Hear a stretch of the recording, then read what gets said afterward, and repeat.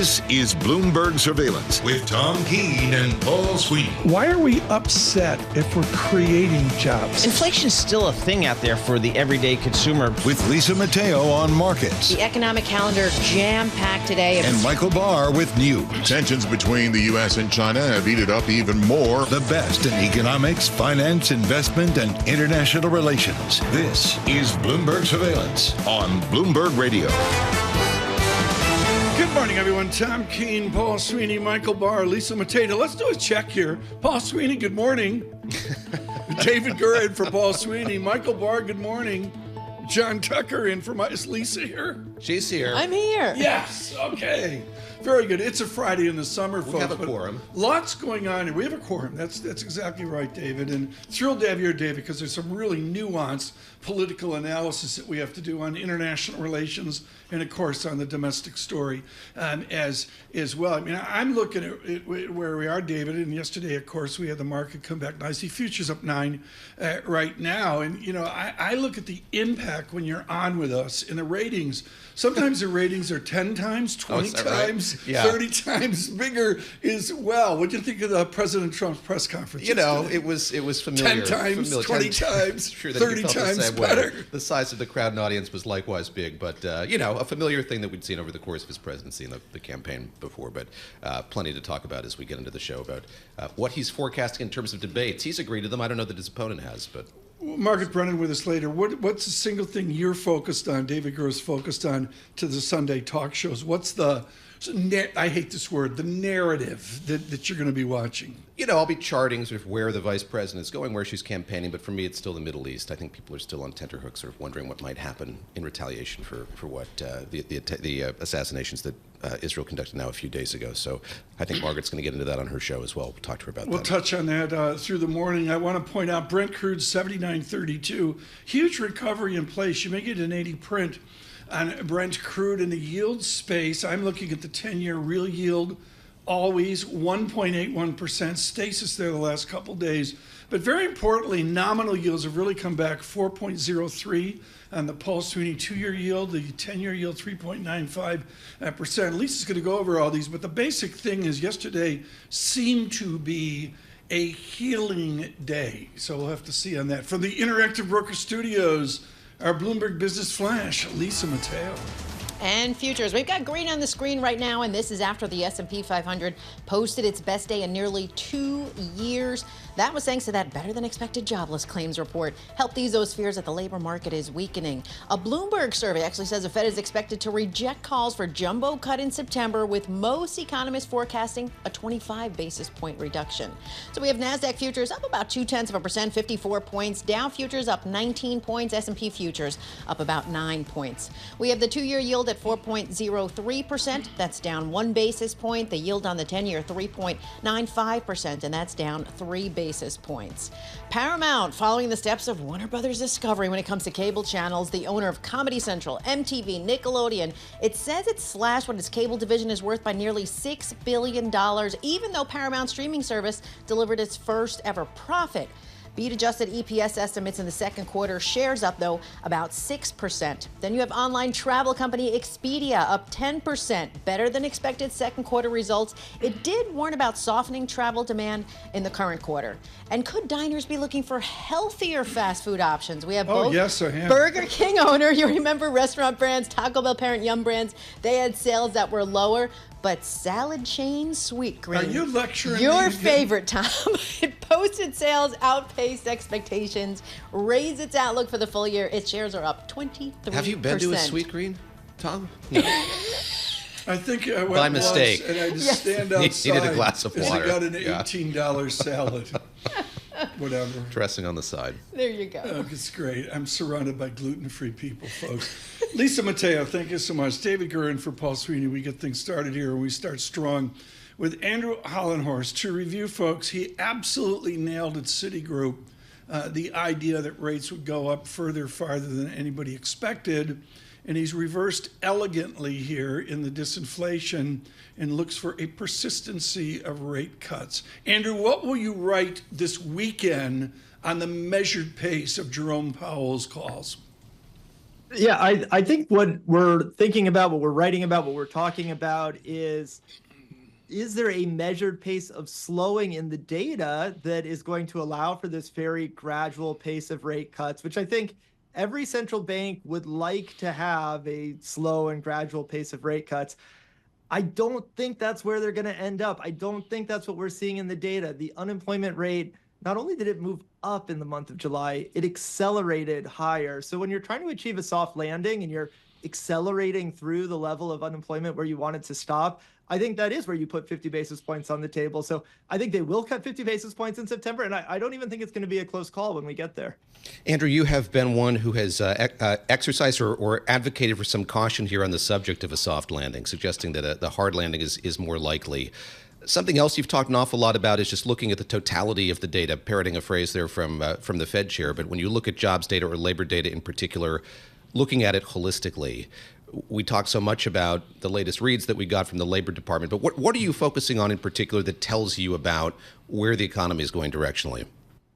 Yeah, it really is. I would say all of the data. The Fed likes to say the totality of the data, which sounds much better, but it just means look at all of it, right? And that's what we should be doing. And if you look across all of the labor market data, you see a consistent story. So there's all kinds of complication and confusion. We talk about the establishment survey where you see really strong payroll growth and then an unemployment rate that's rising, and you can't really reconcile that. But if you kind of step back and look at where all of this labor market is trending, it's trending towards a weaker labor market with hiring rates that are slowing, with hours worked that are coming down.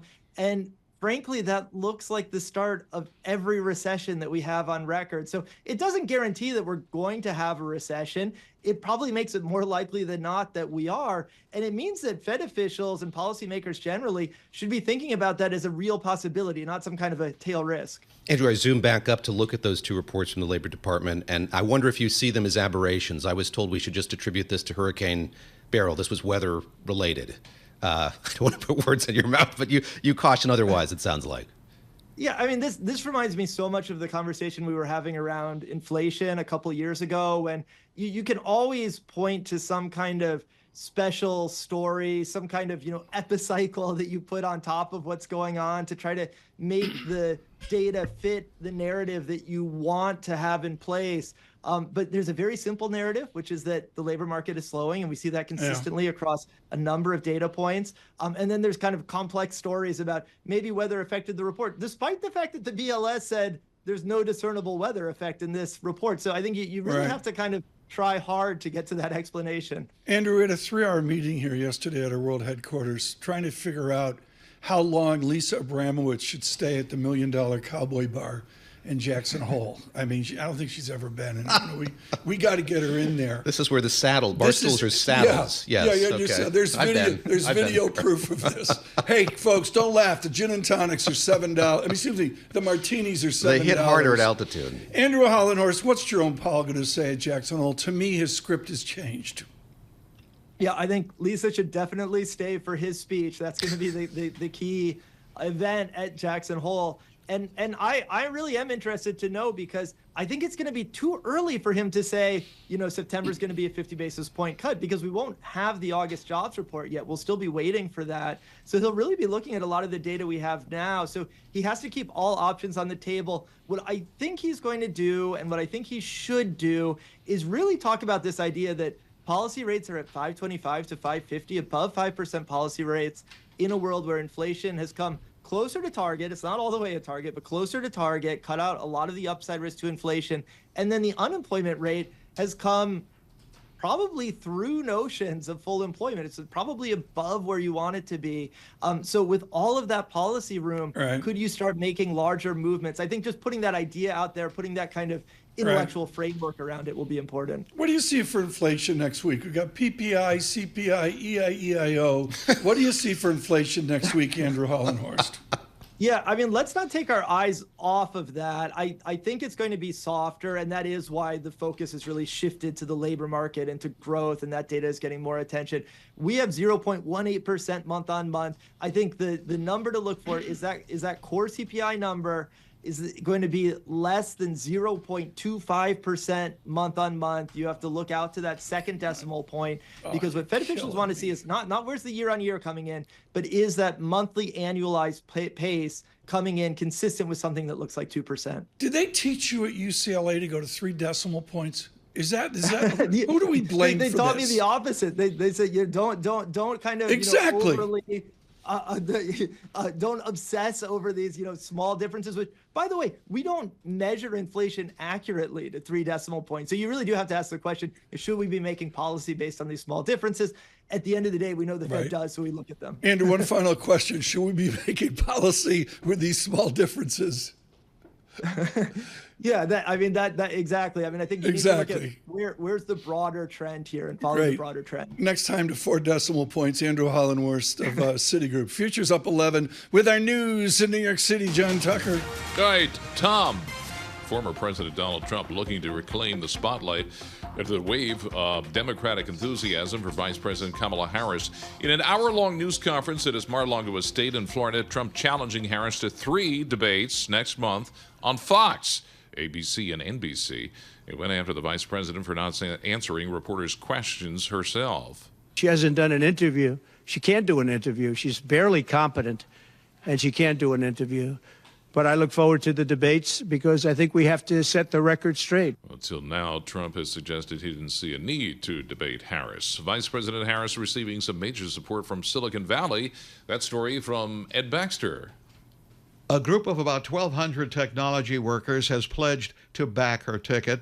Tech for Kamala, in a public letter calling Harris an archetypical innovator and champion of technology who worked to access STEM education, promote entrepreneurship, and close the digital equity gap.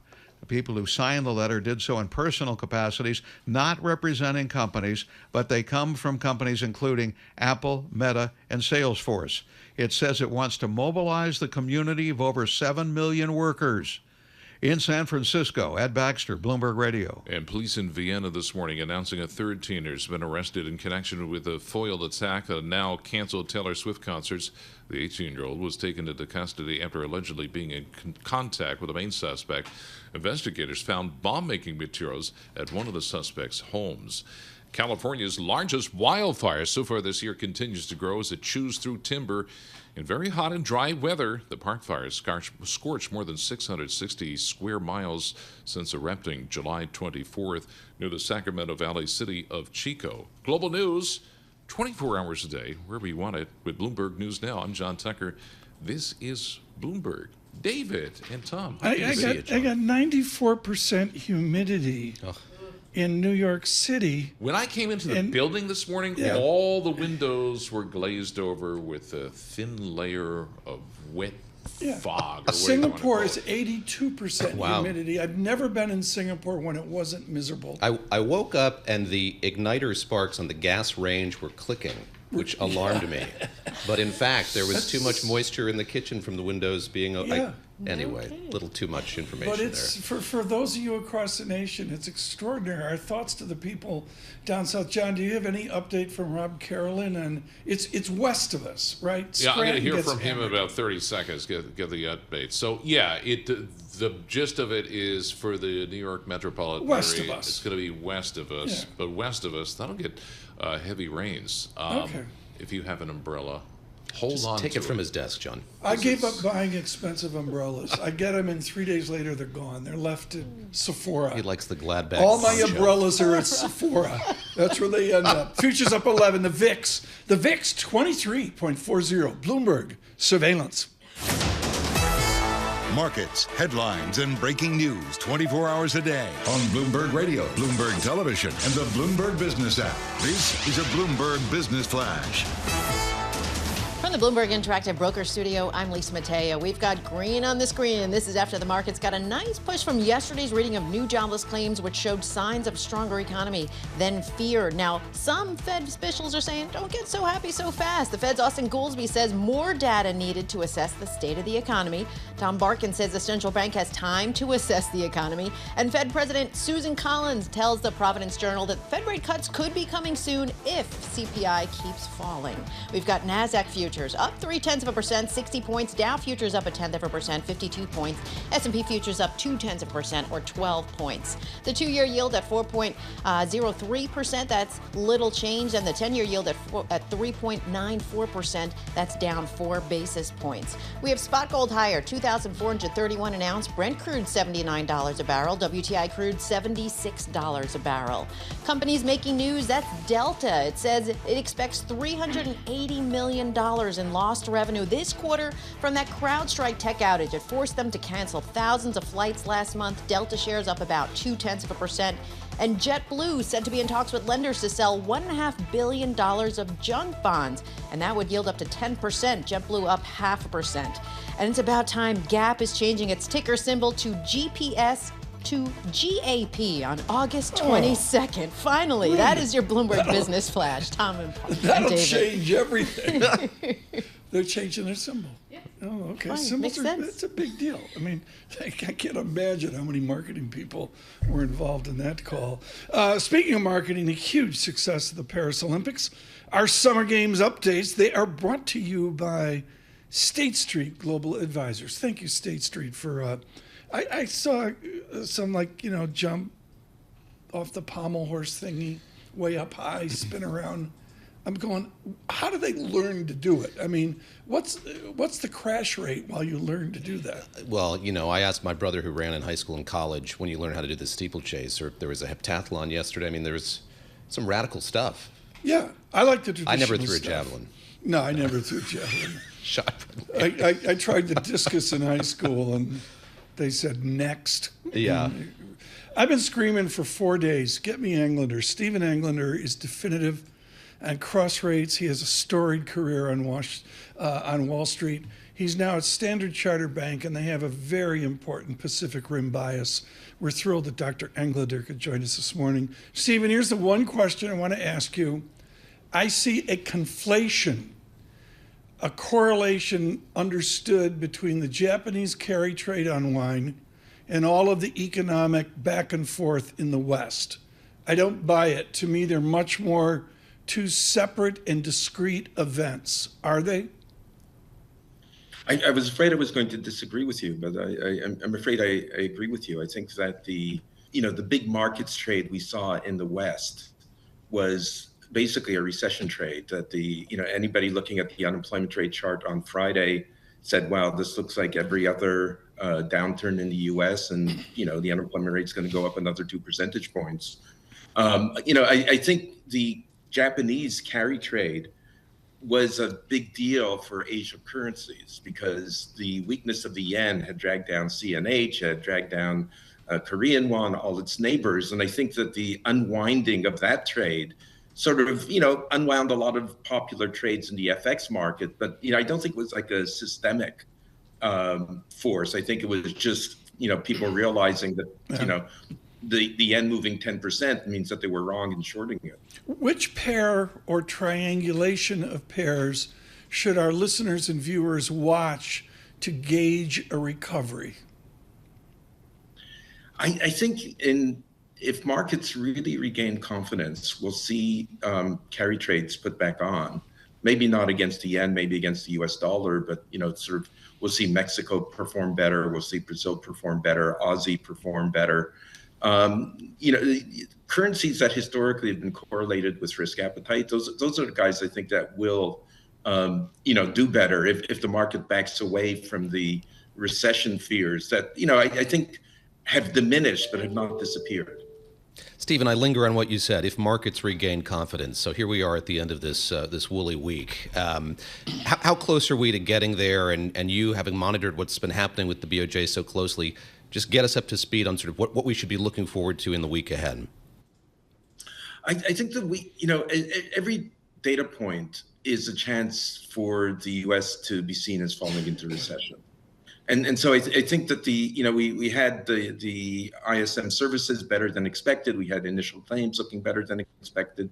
So market says, okay, we get to live another day, without a recession. I think going into next week, it's retail sales, which will be very important. If it looks as if they're collapsing, that's an independent read on the recession trade. And I would say that if it does turn out we're in recession, the market is way underpriced because, as Andrew was saying a few minutes ago, we're pretty close to the inflation target. That's not an issue. If we're in recession, the Fed will do what it normally does and take real interest rates to zero. And that's like a percentage point or a percentage point lower, percentage point and a half lower than what's priced now. That's not our call, but if it does turn out that things look like they're falling sharply, the market has another round of repricing to do.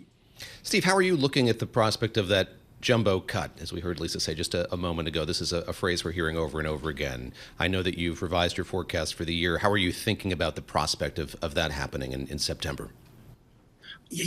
I think, the data don't support it. Like, even though the unemployment rate chart looks terrible, if you look at the employment to population ratio, which, again, is an even broader indication of, labor market health, it's really not showing the same kind of deterioration. And obviously other pieces of data aren't. So we think the Fed is much more comfortable with 25 if they can get away with it, sequence to 25 so that, they can see how if the economy is reacting. We don't say that they'll never do 50. In fact, I think we have a 50 in Q1. But we're saying that they really want to be sure that they're not going to get head faked by the data before ramping it up. Steve Englender, out of your Yale University combo, I can't believe I'm saying this, but on the edge of 20 years ago, it's unfair. Lisa, it's just life is unfair. Robert Schiller, Yale University, off Greenspan, irrational exuberance. Is that what we've seen in the last June and July? It's a bit like recessions that the market has predicted, 8 out of the last 4 recessions. I think in some ways the market has, predicted or people have cited irrational exuberance 8 out of the last 4 episodes of irrational exuberance. Right. So I think you want to be careful. It depends on, how productivity is doing. And I'd say there's small evidence that maybe productivity growth is a bit better than it was. It's way too early to tell. There's a lot of hopes for technology and what it's going to do for us. The answer is we're not sure. We got to get Englender like Yardeni to say roaring 20s. That would be great. Stephen Englender, very valued as always. Stephen Englender, one of the great supporters of surveillance. Thank you so much. What'd you call jumbo what? Jumbo cut. The jumbo cut. The jumbo cut? Yes. I heard Lisa. I've heard other people say this. This is the 50. Can we say that on air? I think so. Like jumbo shrimp. Yeah, right. We're dovetailing this with the fast food conversation. So that's like a 50-beat move. Yeah. But I can't say beep, that's jargon. Well, but jumbo cut is jargon. We'll allow it on this Friday. What are we doing on the big take this week? You've been on fire. I had a great conversation. Did Ozempic. Yes, did Ozempic. Talked to Claudia Sahm, and look, she's done a lot of kind of explainers about the Sahm rule itself. We went deep and talked about, I had no idea she was raised on a hog farm in the Midwest, how she got into economics, how the rule came about, and she describes in such vivid terms.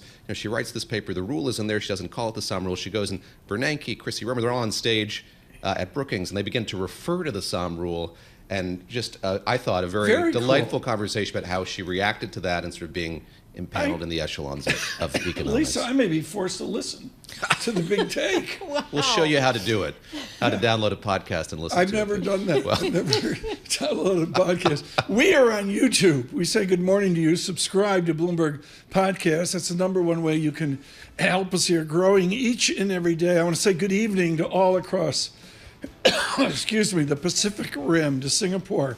Feels like Singapore here. To Jakarta, good evening to you, too, as you slide into the weekend. On Apple CarPlay and Android Auto, David Gura and Tom Keene. Stay with us, Bloomberg Surveillance.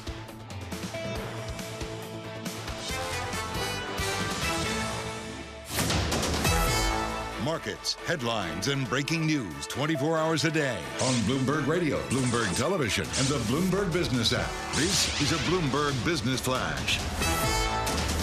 From the Bloomberg Interactive Broker Studio, I'm Lisa Mateo. Stocks just trying to hold on to that comeback after a rough week. We have NASDAQ futures, little change, only up 7 points. Dow futures, little change. Same for S&P futures right now. We have the 2-year yield at 4.03%. That's little change. The yield on the 10-year, 3.95%, and that's down 3 basis points. Nothing on the economic calendar for today. Investors now await next week's data, which includes reports on U.S. consumer inflation, retail sales. In Asia, the stock rally lost some momentum. The yen temporarily resumed its rise. Right now, we'll check in with the yen, up about 0.1% at 147.06 against the dollar. Analysts at BNY Mellon, they say that unwinding of yen-funded carry trades has further room to run. JP Morgan says the BOJ will avoid raising rates again anytime soon, with further tightening probably dependent on the fate of the U.S. economy. Taiwan semiconductor manufacturing revenue jumped 45% in July from a year ago. Strong demand for those AI chips. ADR's up about 3%. And sources say ByteDance is getting ready to refinance a $5 billion loan. It's one of the largest such deals for Chinese borrowers this year. That is your Bloomberg Business Flash. Tom and David. Well, Lisa Mateo, thanks so much. Futures up to a little lift here, as Lisa mentioned. I do want to point out the VIX, 22-ish. Up to 28-ish, round trip down to 23.69. We'll see how that unfolds. How do you define quiescent? You always say a quiescent. Quiescent. What's the range for that? Direct steal from Chairman Greenspan. Quiescent used to be 16, 17, 18, and in the new regime it's 12. Gotcha.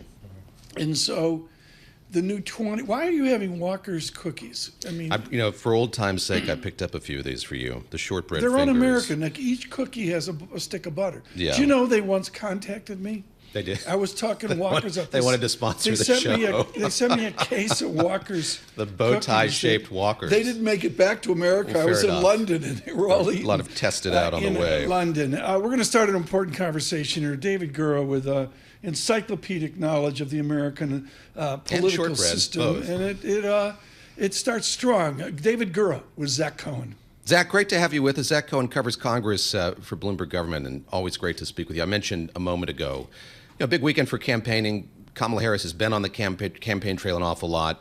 Donald Trump heading to Montana. Let's start there. He got some criticism during that press conference yesterday for not being out on the trail as much as his opponent. What was his response to that, and why is he going to this county in Montana that I think went for Joe Biden the last time around? What does he see as the kind of possibility for him and the Republican Party in the great state of Montana? Well, Montana certainly isn't competitive at a presidential election level, but it's hosting a really key Senate race. He's actually going to be campaigning with the Republican nominee for Senate there, Tim Sheehy, a former government contractor and firefighter.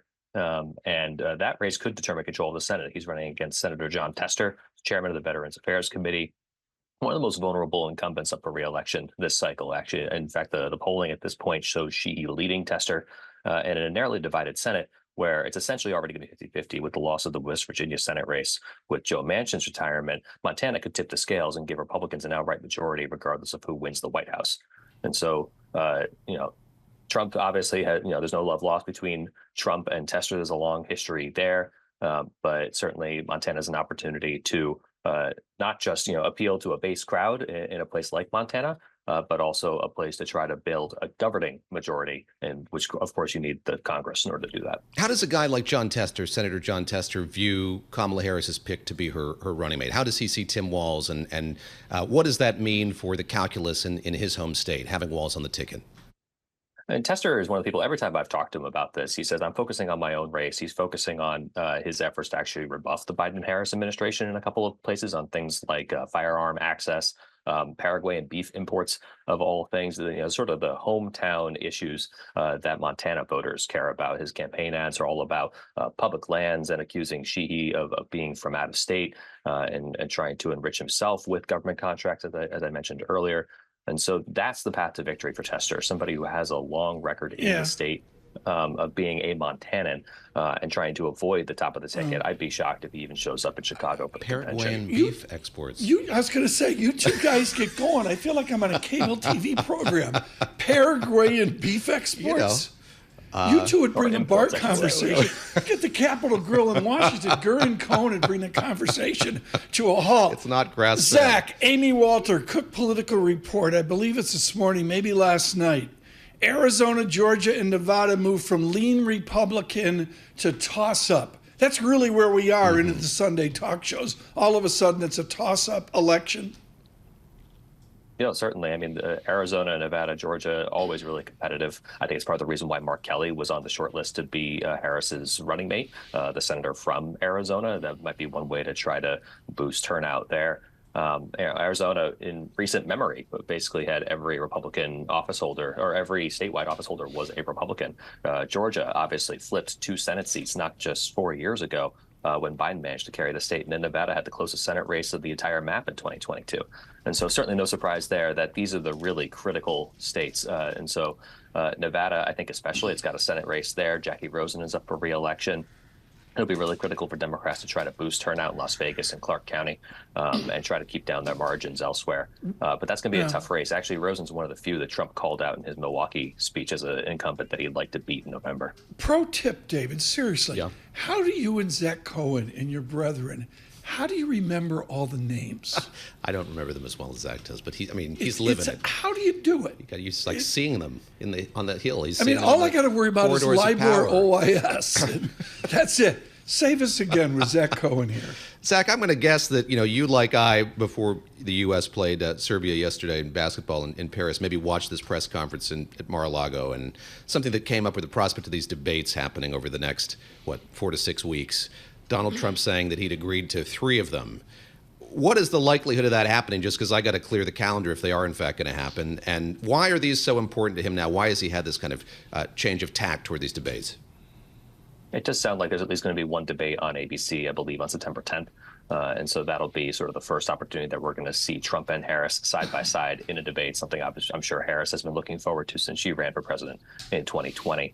And there might be another debate beyond that with NBC later in September. The Harris's campaign has ruled out a third debate that Trump has pitched to be on Fox News, obviously much more of a conservative news channel. And so we might see more past September, but at least that ABC-NBC debates are the ones in play right now. Trump had said that he didn't want to debate Harris as long as she was the presumptive nominee, which was the sort of weird 2-week stretch where she clearly had the delegates and the support of the party members that really decide these things when there aren't primaries to do so.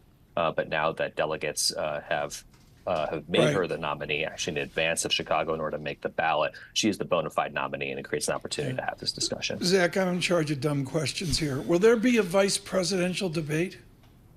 There will be a vice presidential debate between Minnesota Governor Tim Walz and Ohio Senator J.D. Vance. In fact, Walz has already made pretty clear he's looking forward to that particular contest. And that'll be a really fascinating lineup between, 2 military veterans with very different worldviews who both are trying to appeal to the heartland, to the Midwest, which are really key battleground states. Right. Maybe not so much Minnesota, but places like Ohio, Wisconsin, and Michigan that could decide not just the White House, but Congress. One more question. What's the one race I should read in on this weekend? In the Zach Cohen world, what's the one race where I should try to be on the edge of David Gura? Make it as esoteric as possible so we can my colleague Maeve Sheehy actually just wrote a really nice preview of Ilhan Omar's re-election race in Minnesota. Their primaries are coming up on Tuesday. Omar, obviously a member of the Squad, very progressive, very critical of Israel. This primary will be the next test of whether, after the fall of Jamal Bowman in New York, Cori Bush in Missouri, whether supporters of Israel are able to oust some of their most vocal critics in Congress. Zach Cohen, thank you so much. Hugely beneficial. Really, really appreciate it. Gura Cohen, folks, you can't do better than that. That was John Tucker. It was almost informed, unlike my hackneyed I was taking efforts. notes. You were taking notes over here. This is good. Red and green in the screen, small caps, fractionally greener, to say the least. VIX 23.88. With our news in New York City, John Tucker. All right, let's start off with the remnants of Tropical Storm Debbie. They have moved north. Now a tornado watch has been posted for counties in New Jersey and New York State west of New York City. That watch in effect until 2 p.m. We've already seen twisters associated with the storm. One tornado touched down near Wilmington, Delaware last night. There was many reports made of damage to houses, such as trees down, pole and wires down. That's Michael Edwards with the Emergency Management of Newcastle County. Storm's also damaging several homes near Washington, D.C. Now, what's left of Debbie will accelerate through Pennsylvania and upstate New York today, and then into New England, dumping more than up to 6 inches of rain. The New York metropolitan region likely to get very gusty winds starting this morning. Former President Donald Trump, as you just mentioned, he's agreed to 3 debates with Vice President Kamala Harris next month. Trump had previously suggested he didn't see a need to debate Harris, but in that hour-long news conference in Mar-a-Lago, the former president said he expects to debate her September 4th on Fox, September 10th on ABC, and on NBC September 25th. I just look forward to these debates. I think it's very important that we have them. I hope she agrees to them. After Trump's news conference, Vice President Harris said she has already agreed to one of them. I'm glad that he's finally agreed to a debate on September 10th. I'm looking forward to it, and hope he shows up.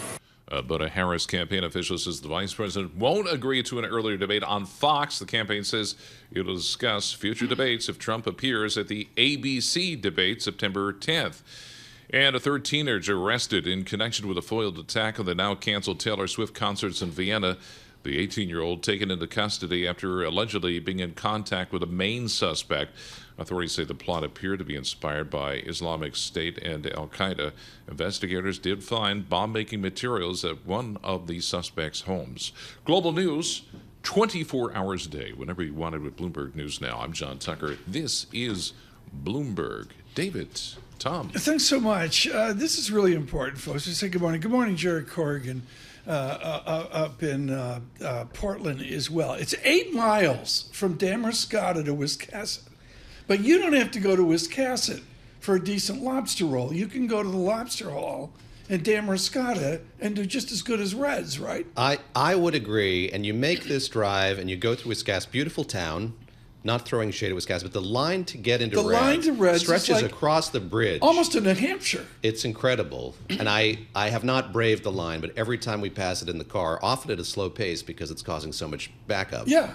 I wonder, could it be better? It looks like a Taylor Swift concert. It does, Red's. yes. And the lobster hall, I mean, Damariscotta, folks, is like a movie set town. You can't turn left on the little main street. One of the twin But off villages. on Elm Street is a lobster hall. Yes. Do you have the traditional, or do you have the Crapster Jumbo lobster I go roll? traditional, but you bring all this up because I'm headed there. It's camp pickup. My brother-in-law, an oyster farmer in Damariscotta, so there'll be lobster, but there'll be oysters There'll as be well oysters on the as half well? shell. Oh yes. Is that every single trust fund starts at oyster farm, right? Every day we'll have. I'll bring some back for you if you want. I mean, Please? they'll keep. I'll fill the cooler. We'll have Cooler. Paul will eat a few. No, I'm John, waiting you? for an invitation to actually go up to go up there. Yeah. What does one pair take with these dishes? Pair with them? Ooh, oysters. Anything with some fermentation will work, but It's got to be a some local craft beer. Yeah, craft beer. It's got to be something, unpronounceable. Yeah. Oxbow, my favorite brewery in the area. Yeah. Big outpost in Portland, but one just outside Damariscotta as well. And then Odd Alewives, a great beer and pizza place in Nobleboro. We're getting into pretty granular detail here. Good morning. Tom, are you coming with me? Block You're riding Island. shotgun on the drive up? It's a Honda Odyssey. just, We've got some room. If you're going to have the cilantro lime lobster roll at the lobster hall in Damariscotta, you got to go with the Narragansett lager beer. Yes, of course. I mean, from one friend to another. Deep South, deep Southern.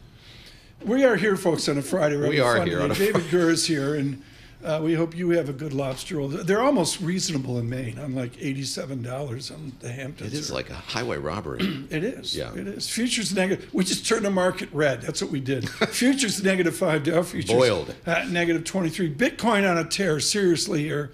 Bitcoin to 50-something. Now up to 61,000 on Bitcoin. So that's been a real recovery. Other than that, pretty much Friday stasis, which is maybe what we all need to get to the weekend and regroup. Important inflation data next week. From New York City on YouTube, on Apple CarPlay, this is Bloomberg Surveillance. Markets, headlines, and breaking news 24 hours a day on Bloomberg Radio, Bloomberg Television, and the Bloomberg Business app. This is a Bloomberg Business Flash. From the Bloomberg Interactive Broker Studio, I'm Lisa Mateo. Well, it looks like the excitement from yesterday's jobless claims report kind of losing its steam right now. NASDAQ futures down 0.1%. Dow futures, little change, down about 13 points. S&P futures, little change, down about 3 points. We have the 2-year yield, 4.03%, down 1 basis points. The yield on the 10-year, 3.94%. That's down 4 basis points. Commodities, we have spot gold lower, 2,426 an ounce. Brent crude, $79 a barrel. WTI crude, $76 a barrel. To currencies, we have the dollar stronger, Japanese yen stronger, euro, British pound weaker. We have Bitcoin up nearly 2%, 60,686. Well, you could soon see more Kia Souls on the road. Amazon, it's added those little boxy vehicles to the company's delivery service partner initiative. And billionaire Larry Ellison buying a luxury hotel in Palm Beach, the Palm Beach Resort and Spa. No word on how much you paid for it. That is your Bloomberg Business Flash. Tom and David. Lisa, thanks so much. David Gura, The Big Take here. It's a podcast. We do it. Do you do it every day? I'm not hosting every day. Sarah Holder doing this with me. We kind of alternate days. So I'd say three days a week. I got to prep for these appearances. Town? No, it's not Hollywood. Yeah. And this was Bowling Green? Yes, I think a lot of people would think that the highest incidence of people on these weight loss drugs would be in Hollywood or New York. Rodeo Drive. No, Bowling Green, Kentucky, just north of Nashville. You know it, but yeah. A lot of people hang there. Yeah, and I think it's like 4% of the population. A lot of bluegrass, yes. Do they have the highest obesity rate? Is that what? They have a lot of obesity in Kentucky. Exactly right. You've homed in on him. Yeah, okay. Well, there it is. The Big Take. Look for it on Bloomberg Podcasts, on Apple Podcasts as well. Now, a look at the front pages. What's making news around the world? Your daily roundup of today's headlines from major publications. Your daily look at the front page is a Lisa Mateo Hour. It's brought to you by IBKR. Financial advisors switch to Interactive Brokers for lowest cost global trading and turnkey. Custody solutions, no ticket charges, no conflicts of your interests at IBKR.com/RIA, IBKR.com/RIA. David, this is where we do witty stories with Lisa Mateo. I love the witty. Which I started out and I said, why are we doing this? And this is the most popular thing we do. Absolutely. You know you love it. In our 6 hours of broadcast, this is the single best idea. 3 of which got on air. Lisa, what do you got for us today? All right, well, Olympics fever, right? You see all the athletes getting their medals everywhere, right? If you do breakdancing, I'm walking out of the studio. Just you wait. That's the next hour. No, I'm kidding. But the Olympics is doing something different. For the first time in Paris, they're actually giving medals to those Olympians that were beaten by competitors that were found to be doping. So these people have been waiting for years and for years.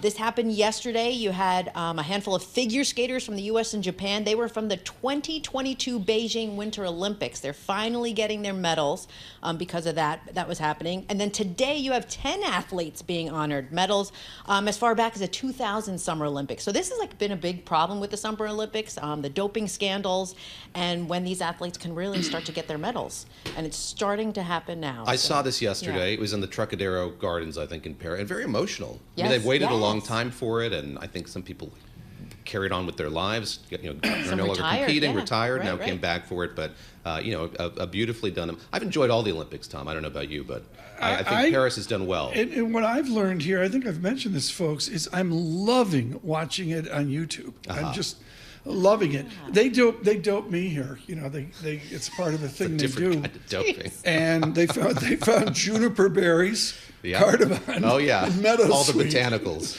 All the botanicals. Yeah. That's serious stuff. And there's a lot of this going on, Lisa, right? Oh, for years and for years it's been going on. So they're trying to crack down. They're hoping this kind of brings light to it. But there could be another Olympic sport coming up. You may like this one. It's competitive hobby horse riding. It's coming to America. Okay. Stay with me here because we have pictures to show on YouTube. So, but when you hop on the stick and you do the stick horse, okay? So it's coming to Michigan tomorrow. Reportedly the first time in the U.S. Here's some pictures of what it looks like if you're tuning in on YouTube. Please enjoy this. Yes. About 125 people are going to this Michigan competition. And these are adults. Yes. Okay. 8-hour competition. You have dressage. It's this multi-step routine set to music, so they do all this. Oh, thank you. Yes. Dressage. Thank you. Yeah. You would know this. Barrel racing, when they move in this pattern around the cylinders, and then jumping over poles like you see the dogs do in the competitions. But these are like 3.5 feet high. Program note Yes. here. Speaking of dressage, we make jokes about it, but Katherine Greifeld is world class in For the dressage. real, for the We make real. jokes, but unfortunately, she and Gus the horse are the real deal. Yes. And she was scheduled to be with us today. Do you know I've been to Paris 5 times, and I've yet to get on Alan Ducasse's boat in the River Seine. You And go down. she got It's like Audrey Hepburn and Cary Grant. And you have wine and overpriced champagne. Greifeld, as the we res? speak, let me get it out here. It's 2 p.m. 2 p.m. She's getting dressed right now in the Celine Louis Vuitton thing to go on the damn boat tonight that I'd never been able to get on. So we'll have Katherine Greifeld on as we can, dressage champion. Dressage. I Dressage. love that. Hobby horse. A hobby horse. It's not a joke, though. I mean, it's a real sport. They hire trainers, and some of them are getting serious injuries from it, too. It's very dangerous. Getting injuries from it. I would buy Breaking bones, you a tearing ticket on that muscles. boat if you try this, Tom. It'd be a I hell might of a even chip in for the flight. I would pay to see that. Next. Okay. This one's a doozy for my husband, who is addicted to online shopping. Okay. An Amazon deal lets shoppers buy products on TikTok and Pinterest without having to leave the app. So it's making it easier for you to shop. It's this new partnership that they're doing. So you link your profile from TikTok and Pinterest to your Amazon account, and then you buy directly from the ads. It's a click, and that's all it is. Sort of like what It's making it Instagram was easier. doing, but even easier. Easier. Now, let's do this tangential, Lisa, to this week, where we saw the collapse of the drugstores. To me, all the stuff you used to buy at the drugstores, you're now buying on Amazon. Am I wrong? You can buy anything on it. It's so funny like because it you go seems so to it. easy already. I'm a little Yes. worried you take down any barrier to doing this. You know, if I can just click the picture. Then Where are we in 5? Seriously, where are we in 5 years, folks? Is what I would say. I mean, you know, you used to go to CVS, Duane Reade, Walgreens, whatever, and You don't. need to. you order Amazon. No, I know from my kid's bill. I get the bill all the time from Amazon. It's all these Worrisome things, for parents, and you can this get in whole the thing. pharmacy, and it's all on Like Amazon. when you run out of like the wax or stuff you put on a fiddle bowl, yeah. you go to Amazon. Oh yeah, for the rosin. The rosin. Yeah, It's like a right. picture. Yeah, and then it's there tomorrow. Yeah. Might even be there today. I mean, you can get it so One quickly. day, whatever. Next, what do you got? One more? Last one, Disney reportedly wants to spend at least $5 billion in the UK over the next 5 years to make movies, TV shows. So this is something new from the interesting, Financial Times. Yeah, they interesting. spoke to their European boss because you had Deadpool and Wolverine, right? Huge success so far. It's been. Superhero. That was filmed in UK's Pinewood Studios. Huh. So that's one of the things they use it to make a lot of their films. They've spent about $3.5 billion the Right. past 5 years to make Game of things there. Thrones did a lot there. Did it? Okay, Yeah. it did a lot there. They have 4 films already being scheduled, finished to work there. Interesting. The Skywalker Saga movie series that was filmed there too. But it's not just Yeah. that. I mean, it's a Disney Plus. It's National Like Geographic. Shogun Yeah. for Hulu. So much of what we think is Japan was north of Vancouver. Oh, see. What is your movie British diet like, Tom? We Columbia. know a lot about your reading, you know, Robert Kaplan and whatnot. But what's your movie diet? What do you like to watch? My movie diet is basically a gunpoint. We're watching a movie, or you know, we're watching a movie. An 8-part series. It's really, actually, right now, really sad. Yeah? I you know, compared to It's most well, people it's hard, you consuming. know. You're not Where going do to you see the get time? Deadpool? No, I made for Hugh, but you know, Yeah. I don't, you know, I'm like. I'm going to go see it this weekend. What's I'm excited. sad is there's a great chart this week. I'll give credit to the Wall Street Journal. Mm-hmm. Paul and I talked about it. It's irrefutable. People are going to the movies Mm-hmm. less. I mean, it's. Because you can watch it at home. We're all I did watch at gunpoint. I had to watch Red 2. Red 2. With Bruce Willis. And it was, you know, it was what it is. Star Turn Helen Mirren's in it. But it was beautifully executed. I was shocked at like the camera angles, the editing, frame to frame. They took a lot of care in it. And it made like $100 gajillion. And, Yeah. but, you know, that was great. Okay. Lisa Mateo, thank you so much for the newspapers in a Hobby Horse special. Hobby Horse special. Okay, Giddy up. Gura picked the music. It's all I can say. Cy Benson's in the control room going, what? Lumineers, good morning. Bloomberg Surveillance. Stay with us. I can ride somebody's soul. Hey! I belong with you, you belong with me, you're my sweetheart. I belong with you, you belong with me, you're my sweetheart.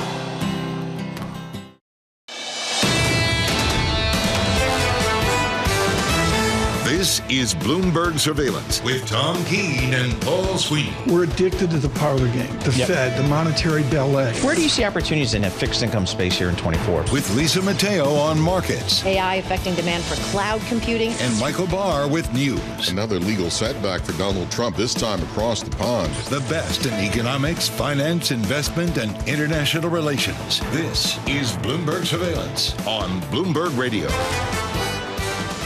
Good morning, everyone. David Gura in for Paul Sweeney. I'm Tom Keene. John Tucker in for Michael Barr. He's John Tucker. And Lisa Mateo with us on a Friday to get you to the weekend, to set up for mid-August, into late August, into Jackson Hole, and beyond. We welcome all of you worldwide. We're on YouTube.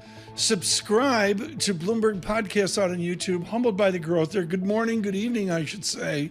Across all of the Pacific Rim, I was told by our YouTube team. I've got a YouTube. They all wear black.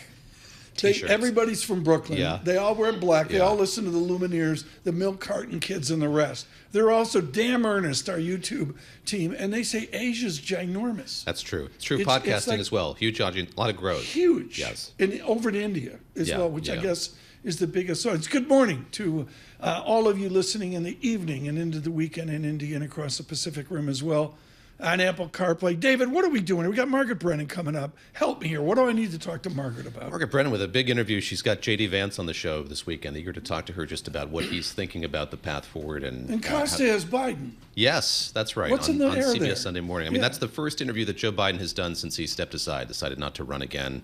Of course, Bob Costa, just a wonderful, deeply sourced political reporter, and I think all of us looking forward to that conversation. What's your question to J.D. Vance right now?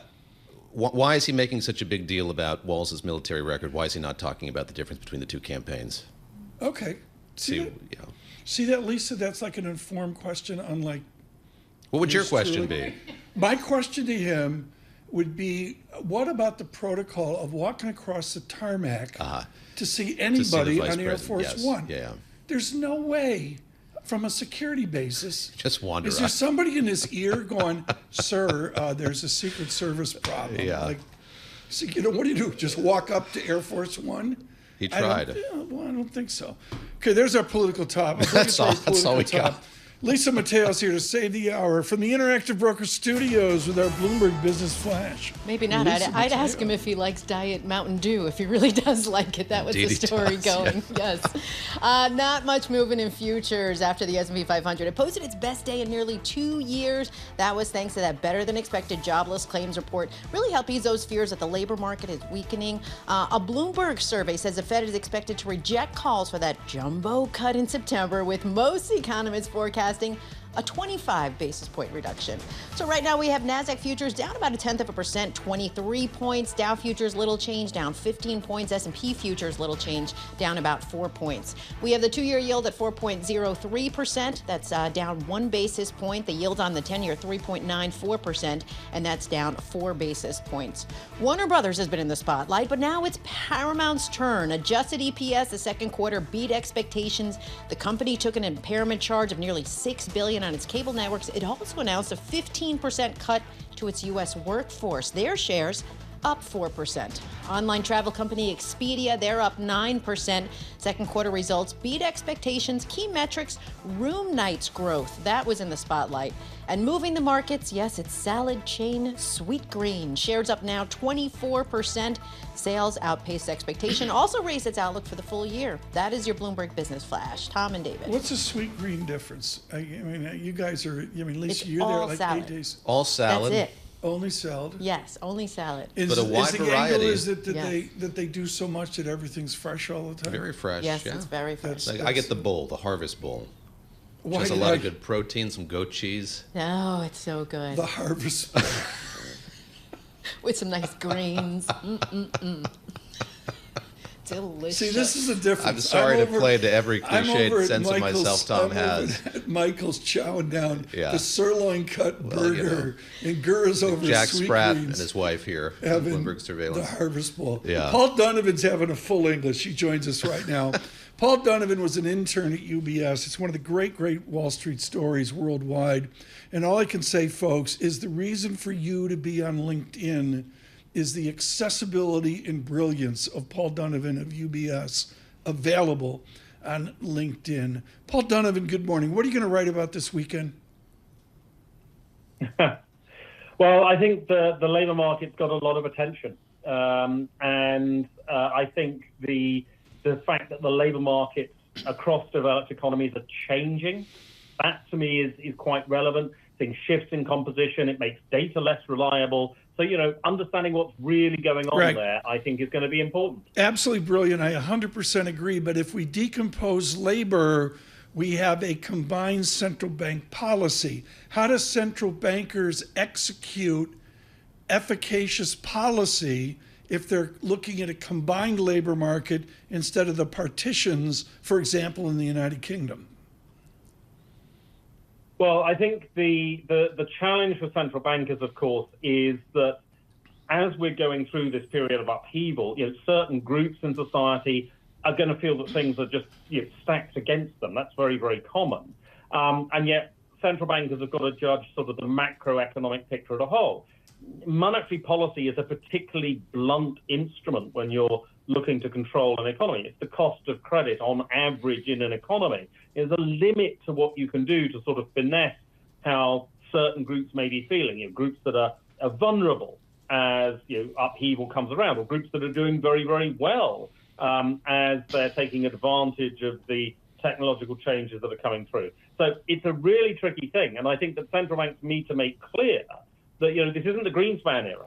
They're not omnipotent. They can't control everything. That actually politicians have got to step up and do their stuff as well. Paul, what is your counsel for an investor who's watched what's happened this week and noted, I think rightly, that so much of it has been divorced from the real world economy, from economic fundamentals? So much hysteria, so much uncertainty about what's going on. What's your counsel to someone sort of bewildered by all that's happened this week? Look, I think in the longer term, economic fundamentals will out. I mean, economics is life. Economics is everything. This is why economists are so vital to the future of human civilization. So you've got to focus on the economic fundamentals over the longer term.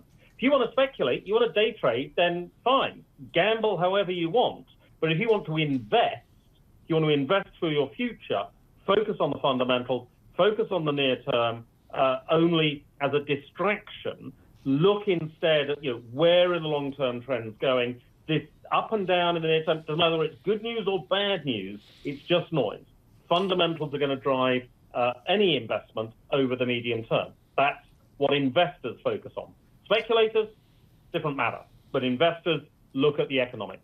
Look, Paul, Tom says to sign up for your daily writings. I've done that. I'm reading what you're writing. You describe this kind of eerie calm that's descended on the economic calendar. So to pick up on what you were just talking about, what are the moments that are coming up next week, the data releases that you kind of give paramount importance to, that I should be paying the closest attention to? Well, actually, I think a certain amount of this is going to be around central bank commentary, because we had, honestly, a rather hysterical reaction, I think, to one really rather dubious and subjective data point, namely the employment report. And so what we're now going to be looking for, I think, is a calming language coming out of the Fed. So Fed speakers next week, I think, are going to be quite important. Now, a dose of cynicism doesn't go amiss here. We're going to have a certain amount of cheerleading. The economic pom-poms are going to be out up and down as they're going to sort of say, everything's fine with the economy, because, of course, that's what they're paid to say when markets are misbehaving like this. But I think getting a general sense of the reaction of the central bank and trying to get some kind of medium-term framework. This is what's been so lacking from the Powell Fed. There's no type of medium-term strategy, because, of course, Powell isn't an economist. So that, I think, some kind of sense about where they're going, not just in the September meeting, but over the next 6 to 12 months. That would be really helpful, I think. Paul, got a major storm in America. We got to run to that right now. Please, please, please, can we get you on again soon? Paul Donovan, I can't say enough about his work. See it out on LinkedIn. A huge plus for his at UBS. Futures at negative 11. With our news in a special edition in New York City, John Tucker. We'll call this our storm edition. Tornado watch in effect for counties in New Jersey and New York State that are west of Manhattan until 2 this afternoon. Let's get the update as the remnants of Tropical Storm Debbie march north up the eastern seaboard. Rob Carolyn, Bloomberg meteorologist Rob Carolyn, joining us live. Always a pleasure to talk to you, Rob. Hey, give us the update. Just how powerful is this storm, the remnants that we're seeing right now? Well, the big problem, John, is the rain. We're seeing numerous flash flood watches and even some flash flood warnings now stretching up the Shenandoah River Valley into Pennsylvania and central New York. A lot of the warnings that we've seen for flooding have been occurring around the Washington, D.C. area, northward of Washington, and then up towards the areas west of Philadelphia. The Storm Prediction Center a little while ago put up a tornado watch, kind of extended it from northern Virginia all the way into eastern Pennsylvania, and as you mentioned, some of the counties west of New York City and New Jersey. Anytime you get a landfalling tropical weather system, because of the turning motion associated with that storm, there's turning in the atmosphere. So any of the thunderstorms that fire up through 2 o'clock this afternoon, they do have the potential for some rotation and the ability to produce some weak tornadoes. So that's why we're concerned in the corridor stretching from northeastern Virginia right up through eastern Pennsylvania and into western New Jersey, that there could be some short-lived weak tornadoes through early afternoon. All right, that's the key word there for us, everybody listening. Weak, right? Yes, they wouldn't be powerful. The system's moving so quickly. Any tornadoes that would form really wouldn't get the chance to become supercell tornadoes. They'd be the weaker variety, and on the ground for just a couple of minutes. Help us here, and this is very important. I mean, Rob Carolyn, if you have children in Damascotta, Maine this weekend, Debbie's like there with 6 inches of rain. I mean, David Gura, it's going to be a perfect weekend in Maine. Thank you, Tropical Storm Debbie. Actually, it's going to be gorgeous in Maine this weekend, Tom, because what's happening is Debbie is riding up ahead of a cold front, and as it's converted into a low-pressure system, it's going to take that front, grab it, and sweep it through the northeast. So the rain in Maine exits by early afternoon. It turns sunny, and it's gorgeous on Sunday. And many of the areas from Buffalo to Albany to New York to New England will be gorgeous starting by midday on Saturday and then beautiful through Sunday. It'll be gently on the plane. Please, John Tucker, Absolutely. one more question to Carolyn. So give us the rainfall totals, if you can, that we've seen already and the expectation. Because so far, yeah. I was going to say, John, the heaviest rain has been generally in 2 spots along the I-95 corridor from central Virginia up through Washington and then west of Washington.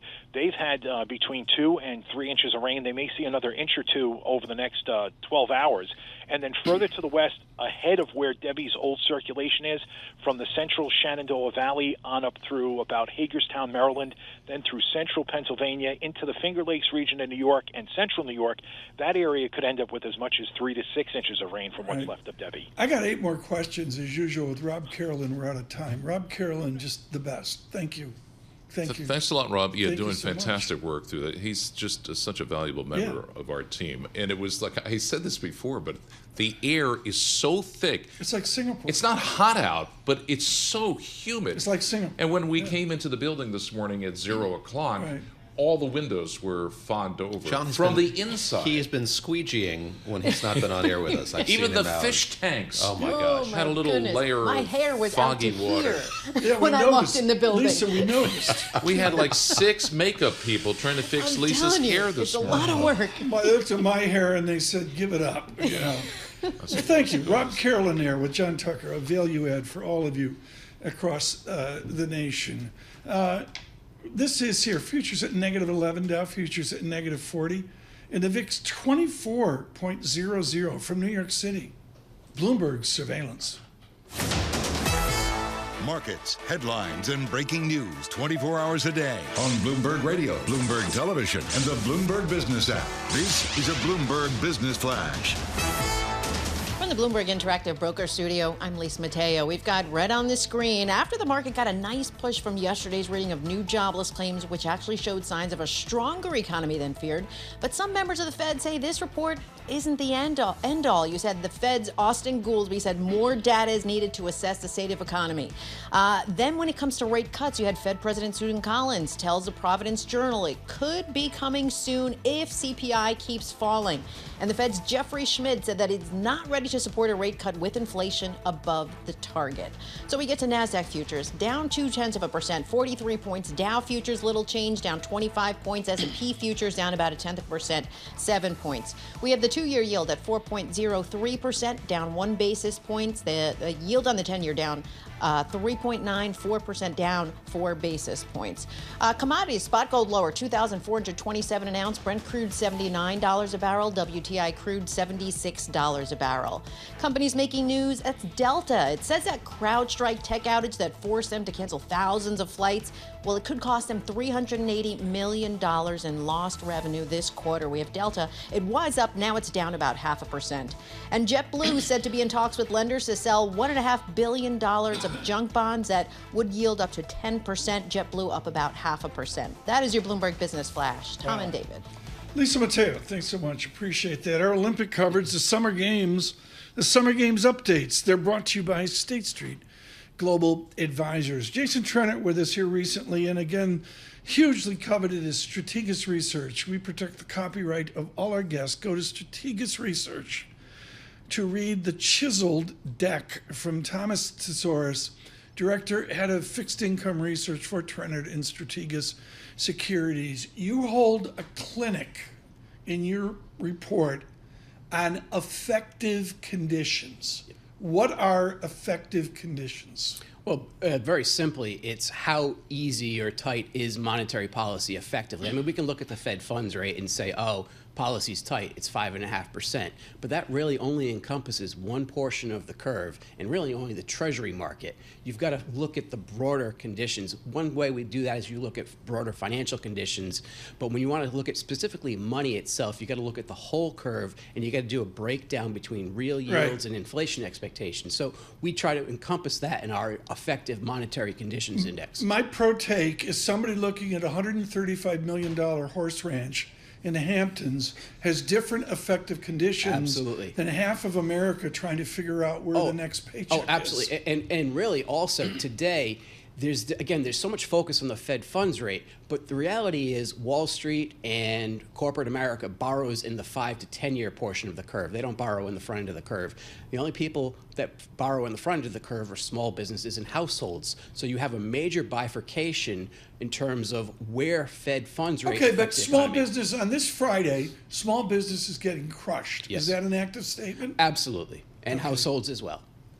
Pick it up from there, and so as we look ahead to what the Fed may or may not do in September, talk a bit more about that contrast and the degree to which that's weighing on the Fed's calculus going forward. I mean, you write so wonderfully about that Main Street, Wall Street divide, sort of what it looks like to pick up the pieces going forward. Well, what it means is the Fed knows the Fed funds rate is too high, not just for Main Street, but also for the economy as a whole now. So they've got to cut, and they want to cut. The only question is going to be, do they get the room to cut because inflation comes down? Because if they cut aggressively and inflation remains sticky, then it's going to look premature. So they have to get the cover from a weaker inflation number.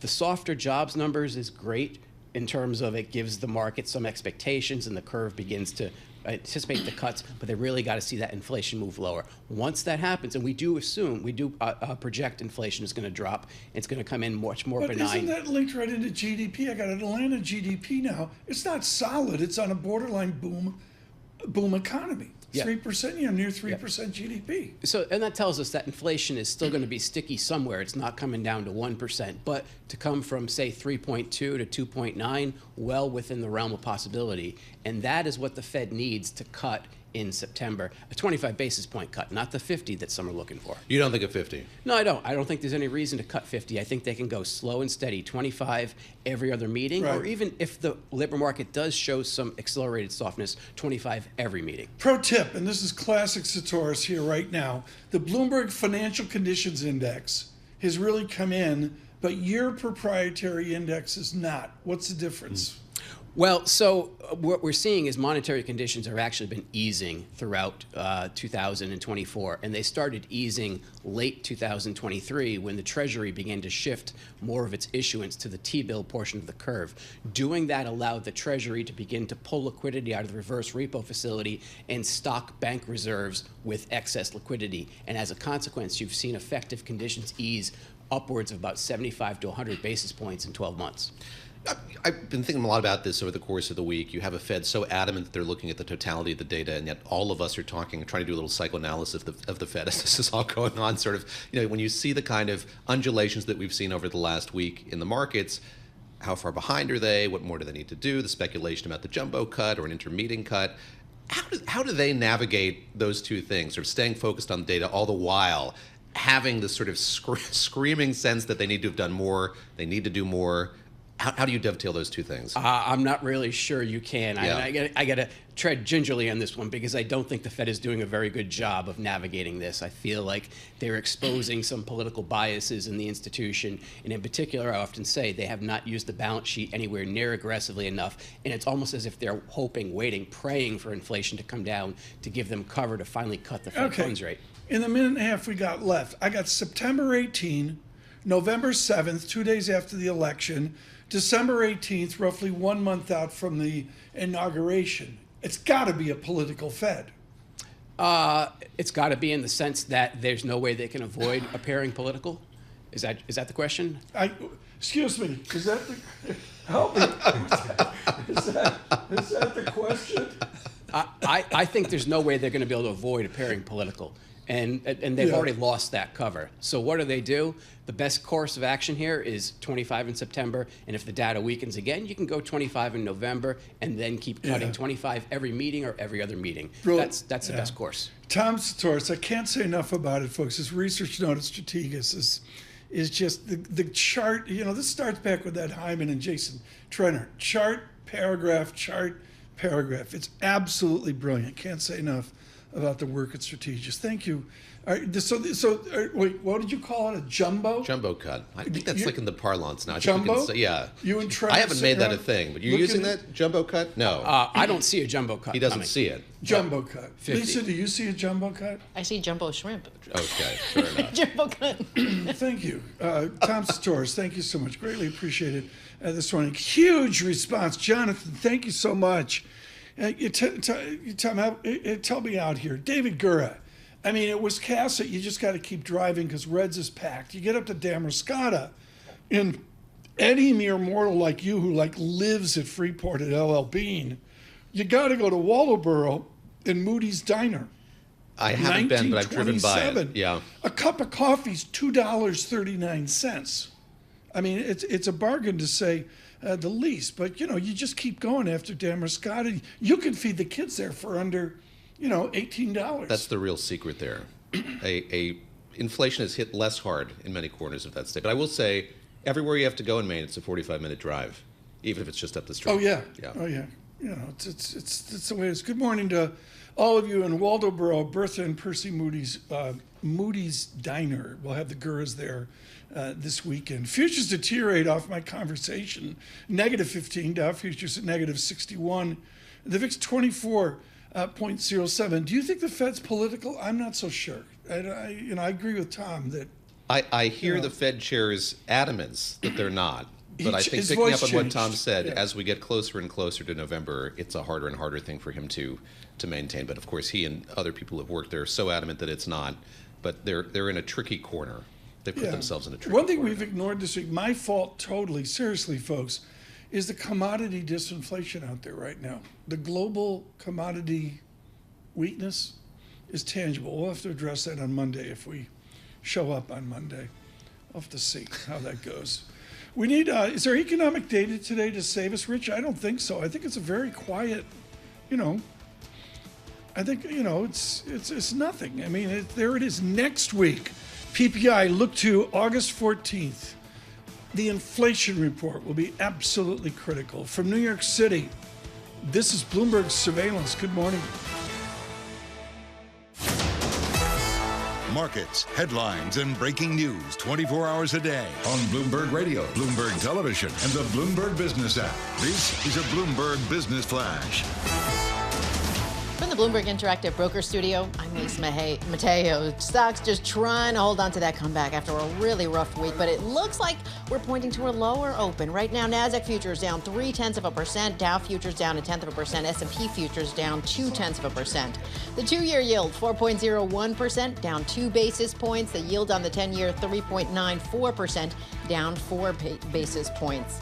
Nothing much on the economic calendar for today. Investors now await next week's data. That includes reports on consumer inflation and retail sales. In Asia, the stock rally lost some momentum. The yen temporarily resumed its rise. We have the yen now up about 0.3% at 146.70 against the dollar. Analysts at BNY Mellon say that unwinding of yen-funded carry trades, well, it has further room to run. Then you have JP Morgan says the BOJ will avoid raising rates again anytime soon. We'll go to Taiwan semiconductor manufacturing. Their revenue jumped 45% in July from a year ago on strong demand for its AI chips. Their ADRs up 2%.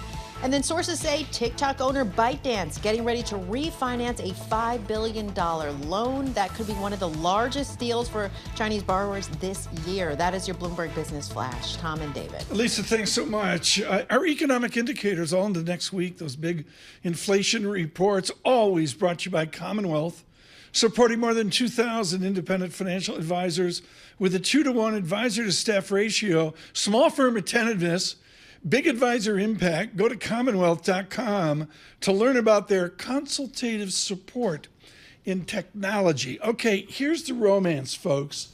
This weekend, if I'm lucky, I'll darken the door at the Paris Bistro Match, buying Shirley Temples around for starving children. I'm sure. You go around the table. What are you going to have? Steak, steak, steak, steak. Gura's going to be with the cherubs buying lobster, going, how can we get out of here for $80? Yeah, we'll try. At the Lobster Hall. Yeah. Meanwhile, joining Catherine Greifeld in Paris is Julian Emanuel. This is exciting. You're going over to Paris. Never been.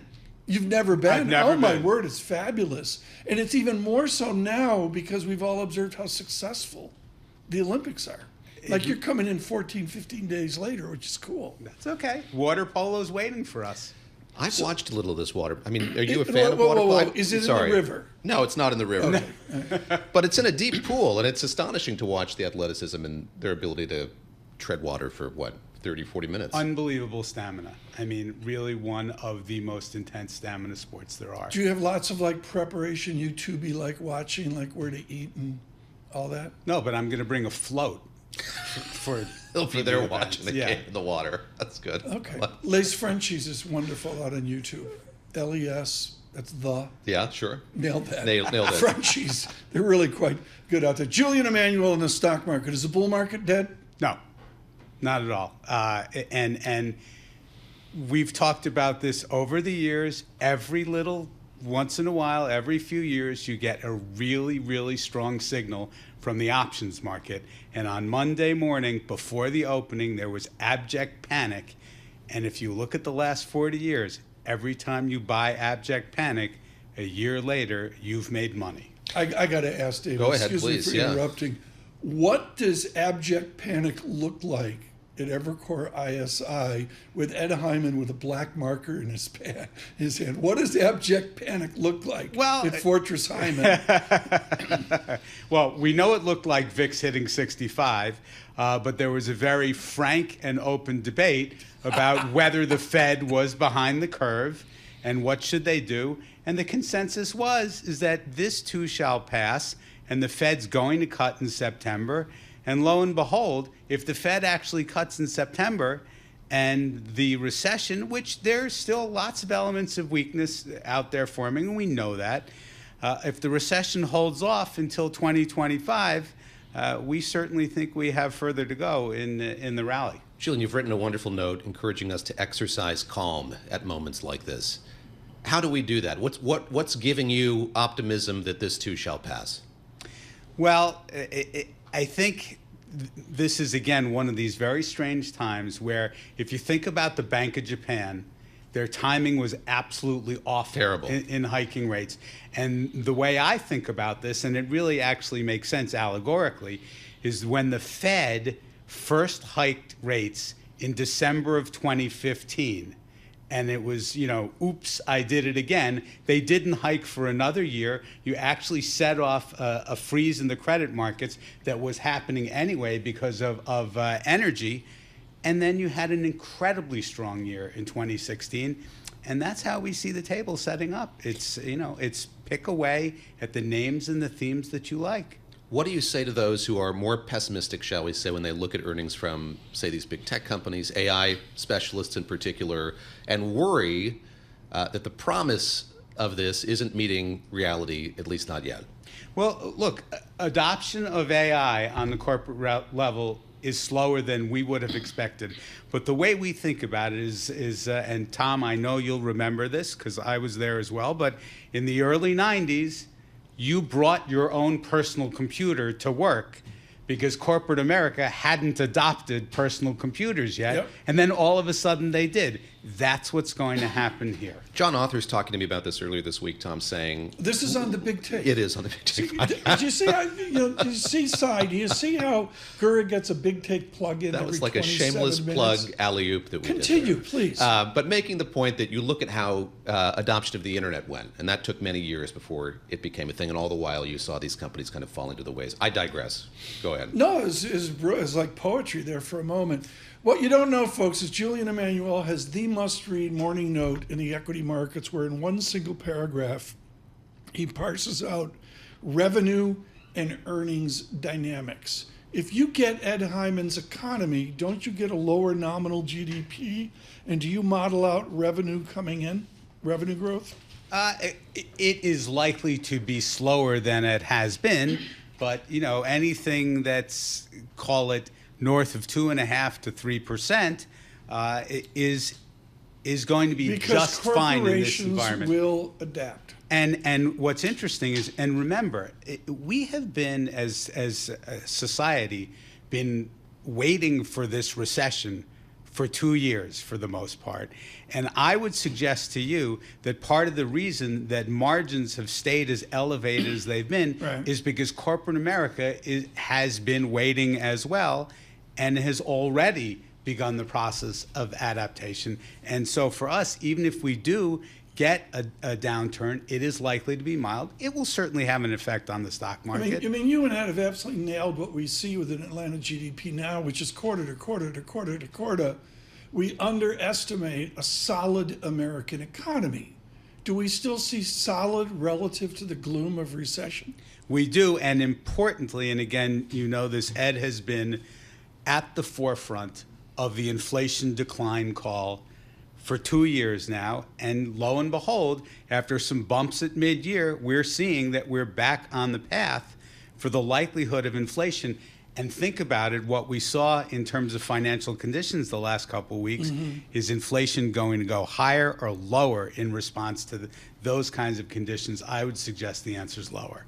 In the tornado of this week, Michael Gapin from Bank of America came out with a note kind of categorizing the 9 times in recent history we have had these intermeeting cuts. And he, said the 9/11, it's what happened with COVID, et cetera, and he comes to the conclusion we're nowhere near that level of crisis yet. I'd love for you just to comment on this in context. Again, it's been a whirlwind week, big ups, big downs. Put that into sort of a broader historical context, that level of panic or sense of crisis that maybe some investors had over the course of the week. No, and look, again, when you have volatility, and it wasn't just the equity markets, and it was, Japan's equity market was down 10%. FX went crazy, interest rates went crazy. That kind of, sort of cumulative within the context of thinking about all the events in July that transpired politically, if nothing else, such that we got to a point where earlier this week, everything we were thinking about, virtually everything, was called into question. But you put it all together, and I think, the reason the market responded so positively to the weekly jobless claims, the most on-the-ground statistic, is because the recession is not in sight. And frankly, what this does is what it typically does when conditions get this tight. We all know the Bloomberg Financial Conditions Index, is it resets that wall of worry. And that's very important for bull markets to be feeding on. You confident there'll be some calm next week when you're overseas watching the Olympic Games? I mean, does it feel like things have kind of equilibrated after this week? With the VIX in the 20s, still, you can never be confident of the calm, and we've certainly got some very important inflation numbers next week. But we do think that the violence of what we've seen this week indicates that, in all likelihood, the worst of it is over. Tom, are you of the mind that that jobs number was an aberration? The one that we saw that seemed to I'm spook of a everyone? mind to listen very carefully to people like Anna Wong, who are telling us, and Rick Reeder at BlackRock had a spectacular aggregate revisions chart showing how the joy of the pandemic, everybody's dampening down to a different job dynamic, a different job economy. And, I don't know the when of it. I think the when of it, Julian's called 8 of the last 6 recessions. I mean, he's like the pro. It went. Can I give you one YouTube video besides Bloomberg Surveillance? Of course. Les Frenchie. Les Frenchie. Do one video on the 5 places to have beef bourguignon in Paris, and they start with my favorite. It's just off Rue Dauphine at the river where they swim. You come down Rue Dauphine. It is just tucked into the left there. So many people can relate to this. And it's probably sold out. From the Damariscotta River to the Seine on Bloomberg Surveillance. 2025. But, tell them you'll eat in the kitchen. But it's just your first time. Do people mistake you for being French when you're there? No, they don't. Although they don't. Although I've had a lot of feedback from this Def Leppard Speedo. Yes. Is swimming in the river. That really got the week started here. Julian Emanuel on his way to Paris to have lunch with Katherine Greifeld as well. She's on some shishi boat somewhere, having, snails and escargot and all that. With an abbreviated news in New York City, John Tucker. All right, Tom, tornado watch in effect for counties in New Jersey and New York State west of Manhattan. This runs till 2 Eastern. This is the remains of Tropical Storm Debbie marched north after drenching parts of the south. Now, potentially dangerous flooding expected from Washington, D.C. all the way north to Boston. One tornado did touch down near Wilmington, Delaware last night. A busy presidential campaign day ahead. Kamala Harris, Tim Walz hosting an event in Glendale, Arizona. Donald Trump leading a rally in Bozeman, Montana today. Harris and her running mate, Minnesota Governor Tim Walz in Michigan yesterday, speaking to the UAW. We're not falling for these folks who are trying to divide us, trying to separate us. And after holding no public campaign event this week, Donald Trump spoke with reporters at his Mar-a-Lago resort, criticizing Harris's intelligence and claiming she's avoiding reporters. She doesn't know how to do a news conference. She's not smart enough to do a news conference. Trump taking questions for 1 hour on a range of issues, insisting Republicans do have the momentum in this race. And an earthquake off the coast of Japan's southern island prompting the government to issue its first ever warning for a mega quake from an undersea trough running along a swath of the country's coast. Prime Minister calling off a planned trip to Central Asia out of an abundance of caution following this warning. Global news, 24 hours a day, whenever you want it with Bloomberg News Now. I'm John Tucker, and this is Bloomberg. David and Tom. John Tucker, thanks so much. Bloomberg Surveillance, we're always brought to you by Interactive Brokers. Thank you, Interactive Brokers. In the Interactive Brokers bond marketplace, access their vast selection of over 1 million global fixed income securities, no markups, or built-in spreads and low transparent commissions. Learn more at ibkr.com/bonds. I'm going to get the beef bourguignon video out for Julian on Twitter, You'll on send LinkedIn. it out. It's great. I've tried all restaurants. Have you made one before? I've tried. Yeah. I've tried. I have failed. From New York City, Bloomberg Surveillance. Markets, headlines, and breaking news 24 hours a day on Bloomberg Radio, Bloomberg Television, and the Bloomberg Business app. This is a Bloomberg Business Flash. From the Bloomberg Interactive Broker Studio, I'm Lisa Mateo. The excitement over yesterday's jobless claims report, well, that seems to be losing its steam. Futures falling after U.S. stocks came close to wiping out the week's losses. Right now, NASDAQ futures down 0.5%, 94 points. Dow futures down 0.2%, 84 points. S&P futures down 0.3%, or 18 points. We have the 2-year yield at 4.02%, down 2 basis points. The yield on the 10-year, 3.94%. That's down 5 basis points. We have spot gold higher, $2,428 an ounce. Brent crude, $79 a barrel. WTI crude, $76 a barrel. I have to point out Bitcoin up nearly 1.5%, 60,505. Well, you could soon see more Kia Souls on the road. Amazon, it's added those little boxy vehicles to the company's delivery service partner initiative. And listen to this. Analysts at Morgan Stanley say drinkers are swapping out cognac for tequila. Yeah, cognac's been the weakest performing spirit in the U.S. over the last 12 to 18 months. Drink up. There you go. Stop. It's just because of George Clooney. He had nothing to do, so he started a tequila thing. Oh, it's fantastic. And, I mean, the brand, the beverage single-handedly took off because of one guy. You know who else has a tequila? The Rock. The Rock has a tequila? What's it tequila. called? Seriously. Dwayne Johnson. He does, yes.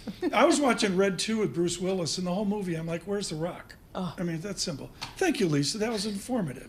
Joining us now, saying, why is he here? Dave Harden joins us now with Summit Global Investments. And like on any given day of the year, 365 days of the year, I'd say this could possibly be a really important Friday to talk to you, because you have to sit in rooms with people and not so much calm them down, but try to steer towards a short-term 3-year perspective, given the modern financial cacophony that we're living. How do you do that, given the modern news cycle, the speed of panic that we have? It is a challenge, for one, I would say, for sure. I think one of the things you have to do is you have to try to stretch people's vision. Let them see the big picture. For example, this week was Monday morning, terrible. Friday afternoon, we're going to end where we started. It's from last Friday. Yeah, but the difference is when Perry Tacrina was run in Wellington, and when, at Fidelity, it was the, Peter Lynch and Bettina Dalton and all that, they didn't have to deal with LinkedIn or Twitter, or all of us. Lisa's on her cell phone over there, got ready to day trade, Warner Brothers Discovery. How do you help people with that vision of staying on 3 years? It's very difficult. The first thing that I often say sometimes to individuals is, with the market, if you become a trader, oftentimes you lose money, right? So you want to stay an investor, and an investor has to look past today, right? They have to look long term. They have to enjoy. You often hear the saying, there's joy in the journey, because you might never get to the end, so to speak. You've heard those kind of thinkings. In the market, it's almost the opposite.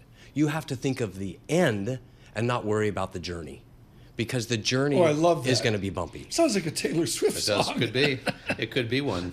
Talk about just, Tom's talking about how things have accelerated, but certainly things have become more global as well. So let's go back to Monday, and we know that so much of this is catalyzed or kicked off by what happened in Japan. What are your clients asking about that? How do you convey to them sort of the interconnectedness of all of this? Well, it's true. Today, one of the biggest things that we've experienced today is the geopolitical risk from all over the world instantly, right? Because of news, because of X, et cetera. And what they don't realize is that the S&P 500, they think, is a domestic index, when 50% of the sales, if not more, of the S&P 500 companies come globally, right? So by investing in these 500 companies, you actually have international global exposure. And we're just so connected today. There is no, in my opinion, there is the diversification of domestic versus, outside the U.S. That's no longer the case. You are connected, period.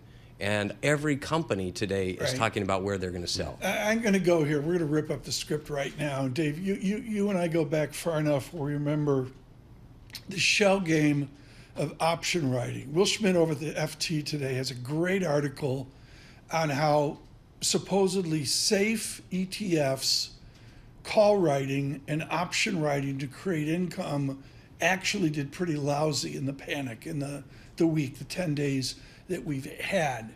Are you at Summit believers in gimmicks, marketing things like target benefit retirement programs or option writing ETFs or leveraged NVIDIA funds? Or how vanilla do people have to be?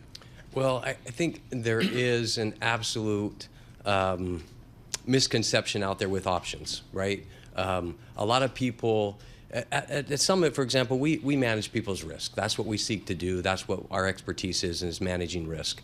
And one thing that you see is a lot of firms doing options, not realizing that the downside is actually blowing up the whole firm, right? So why would you take risk that one day would absolutely wipe out your whole firm, your whole portfolio, and all your clients?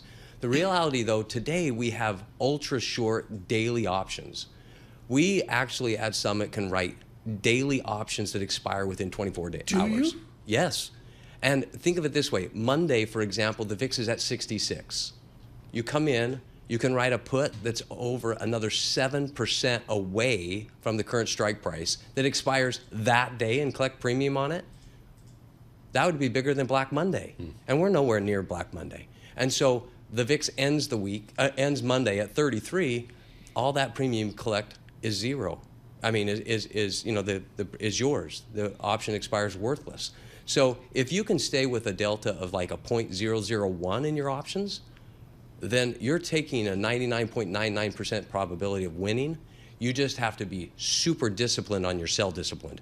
You have to, one of the sayings I say a lot when I walk into the trading room with the investment staff is to say, listen, you have to have small losses in order to prevent large losses. If you're not having small losses, then you're trying to prevent you're going to have a large loss. Yeah, I would summarize this, David. Delta was Helen Reddy, Delta Dawn, if you remember that. What's that flower but you I have would, on? I Could would it be a faded rose? summarize this, folks. As much as I can say it, options is a leveraged transaction, roughly 4-to-1 versus futures 10-to-1. It's an adult swim. I urge everyone to go out and enjoy losing money in options, like moi, so you can understand it's an adult swim. David, sneak in one more. Last question here. Just we've been through this week where there's been focus on the Fed being behind the curve, concern about the labor market, certainly concern about some of these big name tech companies. Going into the weekend, what do you take away as real from the level of panic or concern that we've had over this last week? What's sort of changed in your thinking over the course of the last week, if anything?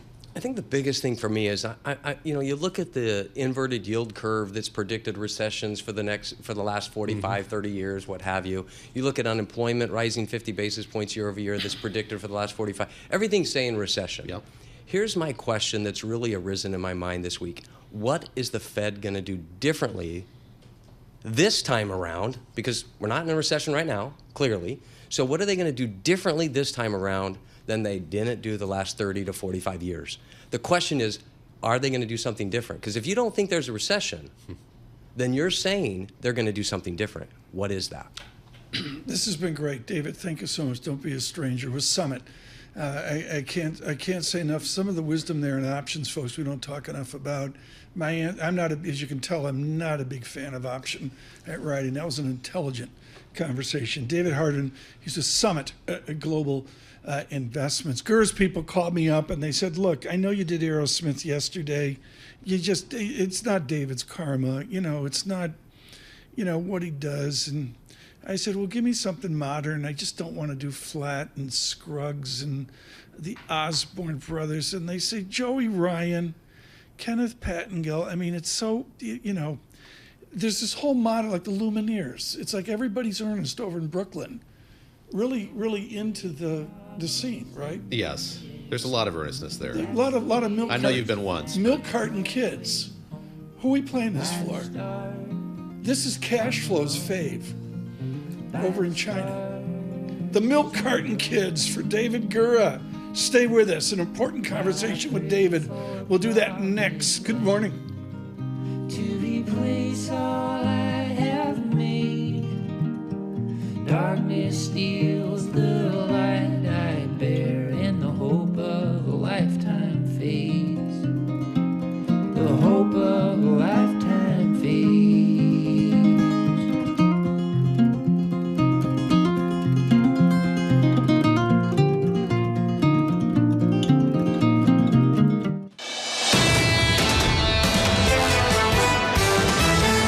This is Bloomberg Surveillance with Tom Keene and Paul Sweeney. Are these stocks under-owned by institutional Wall Street? A lot of these companies talking about generative AI. With Lisa Mateo on markets. Investors just worried about the ongoing sales slump in China. And Michael Barr with news. A ship traveling through the southern Red Sea has been attacked. The best in economics, finance, investment, and international relations. This is Bloomberg Surveillance on Bloomberg Radio.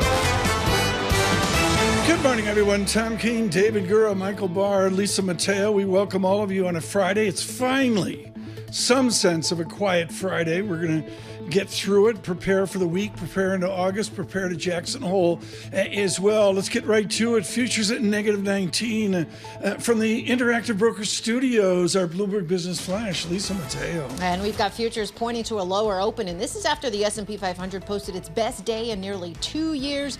That was thanks to that better-than-expected jobless claims report. Right now, NASDAQ futures down 0.6%, Dow futures down 0.2%, S&P futures down 0.3%. The two-year yield at 4.02%, down 1 basis point. The yield on the 10-year 3.94%, and that's down 4 basis points. Moving the markets, David's favorite place, salad green, sweet green. Their shares up 28%, posted sales that outpaced expectations. It also raised its outlook for the full year. Then you have Paramount, their shares up 4%, adjusted EPS in the second quarter beat expectation. But the big thing, the company also took on an impairment charge of nearly $6 billion on its cable networks. And finally, online travel company Expedia up 8%, reported second quarter results that beat expectations. That is your Bloomberg Business Flash. Tom and David. Lisa, thanks so much. It is an exceptionally strong and interesting weekend for politics in America. Conversation leadership is at CBS. Not only what Margaret Brennan will be doing on Face the Nation, but a guy named Costa, the first conversation with the President of the United States. David? Margaret Brennan joining us now. And Margaret, I know that you have the former president's running mate, J.D. Vance, the senator from Ohio, on your show this weekend. And I'm curious what you're interested in talking with him about. I think about the messaging from the Trump campaign that we've heard this week, particularly focused on Tim Walz's military background. Where do you see that conversation going? Where do you see the potential here to break some news? Well, you know, we're in the heat of a campaign, and I am sure the vice presidential nominee will do his job as the attack dog on that front, particularly given the closing gap and really competitive race we now see based on our CBS polling that advantage Trump had in many of these battleground states is really narrowed, that Harris has given him a run for his money. So we're going to dig in with J.D. Vance on the changing dynamic that we have seen over the past month, along with who's at the top of the ticket. But I want to dig into a number of policy things with J.D. Vance. I find him very interesting that he has this different flavor of Republican. He's far more populist, calls himself the most pro-union Republican in the Congress. I want to talk to him about that. I want to talk to him about regulation. I want to talk to him about a number of big picture things. You know, everything he's said since he's had a public life is being scrutinized, as happens with every candidate. And he's taken some heat. So I want to talk to him about what he says is his pro-family position, but was explained as an attack on childless cat women. Has some of that different flavor that you've described, has the potency of it been diminished over the last couple of weeks? How do you see him sort of comporting with or fitting in with the man with whom he's running now? It's a great question. I mean, we haven't heard Donald Trump really speak in a way that praises J.D. Vance in the recent weeks. You know, as the scrutiny of him increased post his official naming to the ticket, you heard Donald Trump in an interview kind of like play down the importance of the vice president on a ticket, which isn't exactly a strong endorsement. Want to dig into that. And in terms of the business positions, I haven't heard him really be pressed to explain a lot of his thoughts. Margaret, what's interesting here, and of course, Face the Nation, look for that on Bloomberg Radio, 10 a.m. Sunday morning. You're going to triangulate this. You have the potential Vice President Vance. Mm-hmm. You have Robert Costa with President Biden. I mean, Margaret, you got to get your bookers in line. I expect President Obama to join the show as well. From where you sit with all of your CBS reporting, how Obama-ish is the Harris campaign? In terms of excitement and enthusiasm, I think that's where people are drawing the comparisons because, frankly, we were coming from a place where a month ago, there wasn't a lot of excitement and enthusiasm on the Democratic side of the ledger about the state of the race and the rematch that few people wanted. It's interesting to see that. You have certainly seen, and it's borne out in our polling data, the reignited interest among Black voters in particular, who weren't necessarily promising to show up on Election Day, but now are feeling enlivened and interested in doing so. Young voters, same story there. So that interesting, she is piquing the interest of the base in a way that we just weren't seeing to date in this contest. And the tilt of the language more towards it's not hope and change, right? Obama style, but more upbeat in terms of vision for America. That is also, I guess, a bit Obama-esque-ish, but this is still really a race where Democrats believe their best ticket is to make it about Donald Trump, less about themselves, and how they express that is sort of the stylistic difference. Mark, we started off the show and Tom asked me what I was sort of watching, and I said I'm still trying to pay attention to what's happening in the Middle East, and I think something that your show does so well week after week after week, drawing from your broad experience covering the State Department, is focusing on international affairs, international relations, and you had John Feiner on the show last week. You have General McKenzie on this week, and the former head of CENTCOM.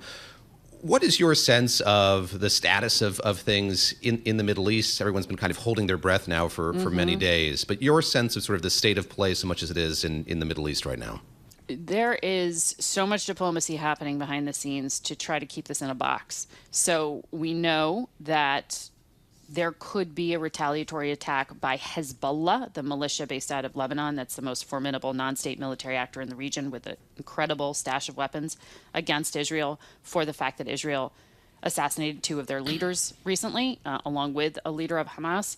The idea of Iran jumping into the fight with their new government in place, that is sort of being downplayed by U.S. officials. They're most focused on Hezbollah acting in the next few days. I'm really focused on that because to date, General McKenzie, every time we've had him on since October 7th, has said, watch what Lebanese Hezbollah does.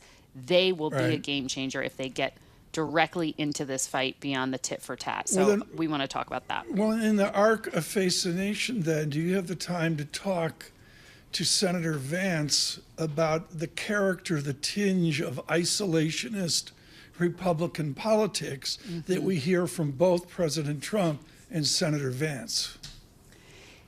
I've had that chance in the past to try to press him on his views, and he really is staunch in the position that America has no interest in Europe, which is interesting given their importance trade-wise, and the importance that China places on Europe right now. He argues it should all be about focusing on Asia. And so it's worth trying to draw him out on that, frankly. I have not really heard him express in detail what his Asia strategy is beyond putting tariffs on China. Well, thanks so much. Margaret Brennan, it'll be extraordinary. Face the Nation. Look for that across the CBS television network, 10 a.m. on Bloomberg Radio. On Sunday, look for that in New York, Washington, Bloomberg 106.1, Boston, and Newburyport as well, 10 a.m. on Bloomberg Radio, Face the Nation, hugely, hugely successful. The Sunday talk shows as well. David, to me, just extraordinary. The set of, with Vance, you could do a 2-hour conversation. And you have Biden there preceding it on CBS Sunday morning, so it'll be a very busy morning. Right now, it's a busy morning at Singapore in New York. John Tucker with another special news report. Yeah, extremely humid as it shreds north. A tropical storm, tropical depression Debbie now carrying with it the threat of twisters. And this is what it sounded like as it tore through Washington, D.C. area earlier today. And this tornado watch in effect until early this afternoon for regions now west of New York City. Let's get an update on this now tropical depression. Although weakened, Rob Carolyn, our meteorologist, is still a major threat to the region, is it not? Especially off to our west, John. The storm is moving from Virginia now up into Pennsylvania, and we are seeing extremely heavy rainfall across west central Pennsylvania, all the way through Williamsport, then generally from Corning, New York, up to about Watertown, through the Adirondacks and into Quebec. This area is going to pick up a total of 3 to 6 inches of rain. And, John, because we're dealing with a post-tropical cyclone, there's turning motion in the atmosphere. As you mentioned, we've got a tornado watch in effect from outside the Washington area to the Delmarva, all the way up through western and central New Jersey and into eastern Pennsylvania. Even parts of Sullivan and Orange County in New York are covered by it. Some of these storms that develop later today may have the potential to produce some weak, short-lived tornadoes that could cause some damage through the late morning and early afternoon. Yeah, one tornado we saw already touch down in Wilmington, Delaware. That was last night. But the key there, Rob, as you say, is these are weaker circulations, are they not? That's right, because they're not going to be able to get the potential to turn into supercell storms, John, because the system's moving so rapidly. It's just all due to the motion that's taking place in the lower parts of the atmosphere. It's the residual effect of this having been a hurricane at one point. The air is moving in the right direction, but not as high up in the atmosphere as we would see, say, with a tornado that would develop in the Midwest or the South. Rob, David Gura here, just wondering sort of what this portends for the rest of the season. Just give us your sense of the busyness of the season that we can expect here. Well, David, it's been relatively quiet since Beryl because we've had a lot of Saharan dust across the Atlantic. So that prevents the development of the waves coming off of Africa. There's a wave near 37 West that we'll be keeping a watch on over the weekend and into the early part of next week. Some of the models suggest that it may develop into a depression in the Eastern Caribbean and then affect maybe the Central Caribbean or the Bahamas sometime late next week. And then we expect once we get beyond the 15th of the month, we start getting into the high part of the season. August 15th to September 30th is usually when we see most of our development, and we expect it to be a very active season. Rob, I'm failing again. I'm trying to lose you, and I can't. So there's a desert in the Saharan dust with the wind moving to the west. Yes. The dust goes over the Atlantic? Correct. And that affects our weather. It does, because what happens, Tom, is the air is very dry because it's coming off an enormous desert there in North Africa. And some of that dust this season has been able to go as far west as Texas, as it's been blown across Texas. Yes, because what happens is this time of year, the Bermuda High sets up. So you have westerly winds, which have been affecting us during the summer out of the south and west. Right. On the southern side of the high, you have strong easterly flow. So it brings the air off of the continent of Africa and pushes it all the way across the Gulf of Mexico. And it's been these big clouds of dust. We've actually been able to see them on the satellite photos working their way across the Atlantic that has prevented these systems from developing. Any of the systems that have developed so far this season, Tom, have done so in gaps in between those clouds of Saharan dust. Extraordinary. Rob Carolyn, the best. Thank you so much. Bloomberg Surveillance meteorologist. Every time he shows up, I learn something. You take out your atlas. You get out your atlas. Like, seriously. It's like you're driving around in the car going, where's Dan Riscotta? Rob Carolyn there. Bloomberg meteorologist is where Saharan dust. Saharan dust. Who knew? Kickstarting these storms. I didn't till now, but... Well, the rain droplets need something to adhere to, and it is the dust in the air which forms raindrops. There we go. Okay. Member of the American Society of Meteorologists, John Tucker. You're going to be stuck in traffic on I-95. Oh, no, it's I got new for wipers. this region, it's going to be an absolutely gorgeous weekend. Yes, so. Rob making my day. Or so they say. So, Rob, I trust him. I mean, after this blows through, yes. Rob Carolyn, thank you so much. Futures at -14, the VIX 24.00. We're on YouTube, Apple CarPlay, and Android Auto. This Bloomberg Surveillance. Markets, headlines, and breaking news 24 hours a day on Bloomberg Radio, Bloomberg Television, and the Bloomberg Business app. This is a Bloomberg Business Flash.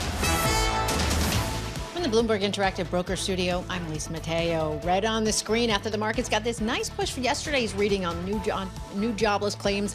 But some members of the Fed say the report isn't the end all. You had the Fed's Austin Goolsbee says more data is needed to assess the state of the economy. And when it comes to rate cuts, Fed President Susan Collins tells the Providence Journal that it could be coming soon if CPI keeps falling. To futures right now, NASDAQ futures down 0.3%, 70 points. Dow futures down 0.1%, 38 points. S&P futures futures down 0.1% or 10 points. We have the 2-year yield at 4.01%, down 2 basis points. The yield on the 10-year 3.93%, and that's down 6 basis points. To commodities, spot gold higher, $2,429 an ounce. Brent crude $79 a barrel. WTI crude $76 a barrel. Companies making news. Delta, it says that CrowdStrike tech outage forced them to cancel thousands of flights. Well, it could cost them a lot, $380 million in lost revenue this quarter. Delta down about 0.1%. And a new version of the Mac Mini desktop is on the way from Apple. Bloomberg says it's the smallest desktop ever offered by the company. Apple down about 0.7%. That is your Bloomberg Business Flash. Tom and David. Perfect timing. I'm glad you mentioned that, Lisa. Mark Gurman out with that report. I've yet to read it, but I guess it's a big deal. They're going to come out with a teens weens fast and fast. The size of an Apple TV box, I guess. Yeah, it's like a whole new world after all. Into the games, Catherine Greifeld, Julian Emanuel in Paris. Everybody's there, David, but you, me, and Lisa. Here we are. 2020, what is it, 2028, I guess. We'll go to L.A. I'll make plans now. Please do that. It's the Summer Games in Paris. And that update, the Summer Games update, it's brought to you by State Street Global Advisor. We thank State Street Global Advisor for that. It's been a huge, huge success. Out in Chicago is some of the smartest research notes, and what I love about it is they do the usual strategy, economics, finance, investment, and then like the old days, Benrian Capital says, here's some stock ideas, and there are all these things I don't know what they are. They got a whole paragraph from the Chicago White Sox to see what Jerry Reinsdorf should do with that. Shana Sissel joins us now, CEO of Benrian Capital, Chicago. There's a small company at the bottom of your report, Shana, Apple. And you say, just stop it with the gloom, the fog that's out there on Apple. Where and when do we see clarity on Apple for a higher share price? Well, first and foremost, I can't take full credit for the depth of the notes we send over. I mean, I can in the sense that I know what I want, but I get my investment associate, Connor, to do most of the research for me. So props Some to Midwestern Connor modesty there, which I appreciate. That's right. Well, I'm not even from the Midwest, so I appreciate that. But yeah, so I got to give full credit to our newest team, Connor, because he is fully responsible for how thorough those notes are. But to answer your question in Apple, yeah, I think there was a lot of doom and gloom around Apple, specifically whether or not it was behind the 8 ball with AI. They've addressed that. But now we're talking about, iPhone sales and whether or not, they'll have the same traction as in previous years. And a number of other competitive things on the competitive landscape that Apple's dealing with. But in my opinion, it's a great stock. It has a big moat. Anybody who has an iPhone knows it's really hard to leave the ecosystem. And there's a number of other things, as you pointed out, the mini desktop that they're putting together, and other things that they're working on that I think are going to be positive for the stock. Right. So I use these opportunities of doom and gloom to add to a position. Well, how did that change with your clientele with the panic that we saw ages ago, like 5 days ago? I mean, how did you guys are pretty savvy out there. How did the clients adapt to the panic of Monday? Well, by the time the panic of Monday had set in, we had already rebounded. So the majority of our clients are financial advisors who are dealing with their own clients, and we help them really with risk management and defensive positioning in portfolios. So we look like heroes through that period of time, as most of the positioning that we had actually did quite well. Now, you guys know me well enough to know that I'm a big fan of NVIDIA, which is one of the stocks that got absolutely hammered during that period. But because a lot of the other stuff that we do is not as risk on, if you will, we were able to kind of ride that wave well, and we really didn't have to deal with any like customer freakouts. Shana, just lastly here, give me a sense of your optimism or your belief in NVIDIA. I know there were a lot of people who thought this was maybe the bud coming off that rose, that AI hasn't kept up with the promise that a lot of people think that it would have or should have at this point. Why do you still see it in such a positive light? What's your message to those who are doubting the long run of NVIDIA? Well, first off, anyone who's ever used any sort of AI tools, I know we at Bonrian are implementing AI tools in our technology platform as well as in the tools we use to actually execute our services. You got to train them, folks. It's not like it just pops out of a box and it works. It's called machine learning for a reason. So it takes time, right? And so it's a long-term trend. It's not going to change. There's a big ramp up that is required because you have to teach it. It has to learn. And sometimes it makes a lot of mistakes in the beginning. And so you have to fix those mistakes. And again, first time we used our AI tool that we use for due diligence, it took like 3.5 months just to get it to give us the output without doing it in third person. So, it's a long start up, and these aspects of AI that NVIDIA really supports need NVIDIA chips. It's not changing. This long-term trend is for real. Shana, thank you so much. Shana Sissel with Banrian in Chicago today. Neil Dutta out with a blistering note. He goes to Stock and Flow, the bathtub model that Gura flunked at Chapel Hill years ago. But the basic stock and flow on unemployment in the American labor economy, Dutta is scathing. He says the scale of complacency among many commentators, the risks are elevated and stay elevated until the Fed gets to the right side of the story. That's the kind of notes I think we're going to see over the weekend. There's some real heat out there. We generally, with a VIX 23, heal from what we saw 5 days ago. I pick up on what we heard over the course of the morning. A lot of folks saying, yes, the data are going to be important next week, but the comments that we hear from the Fed are going to be as well. And we were talking a few minutes ago just about the political pressures that might be being exercised on the Fed, how the Fed is maintaining its adamance that it's independent in the face of all of that. But again, they're in a very difficult spot here. I'm very curious to see, certainly in Jackson Hole, what the Fed chair says about the path forward here. But yeah, how do they get on the right side as you see it? What does that entail? That's talking more clearly about the path forward, or? Yeah, but people hear me talk about ex ante, ex post, which is not my phrases. That's part of the canon. But the answer is there's this huge media hope that people will get ex ante before the fact. And the fact is every bit of central bank history I've seen is some form of ex post. Now the ECB is doing an ex post in a different manner because they don't have a fiscal policy and they fight like cats and dogs. That's what, Lagarde and company have to herd them in a different way than they do here. But the answer is they're decidedly after the fact. And, and I've mentioned it today, we'll do it with Ben Emmons, but the basic idea here, David, is the GDP statistics don't give them an all clear to cut rates. Neil Dunn has fallen off his chair listening to this right now. Totally disagrees with what I say. What is the bathtub model of The bathtub model. Give me the clinic. It's used widely among all different ideas within macro and microeconomics, but you've got the bathtub, which is a stock, and then sometimes you use soap with the children, sometimes you just dunk them. Depending on my level of fatigue. Yeah. You take the plug out, and then you have flow. And the you're flow checking in the rate. And the flow out. Gotcha. Rate, very good. Very calculus. They're very first derivative. It's very dx dy. Very wow. good. And of course, in surveillance, we're not in a continuous space. We're in a discrete space.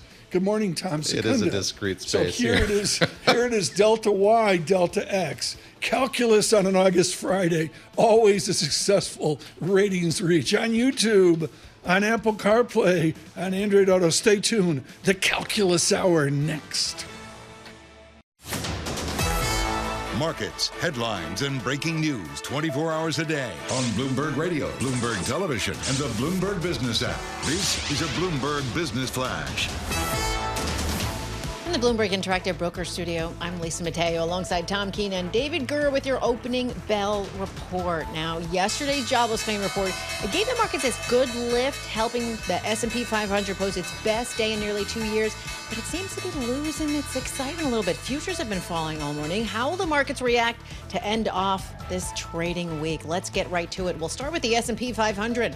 Well, little change, down 2 points, 5,315. The Dow down 0.1%, 70 points at 39,373. And the Nasdaq down 0.1%, 30 points, 16,630.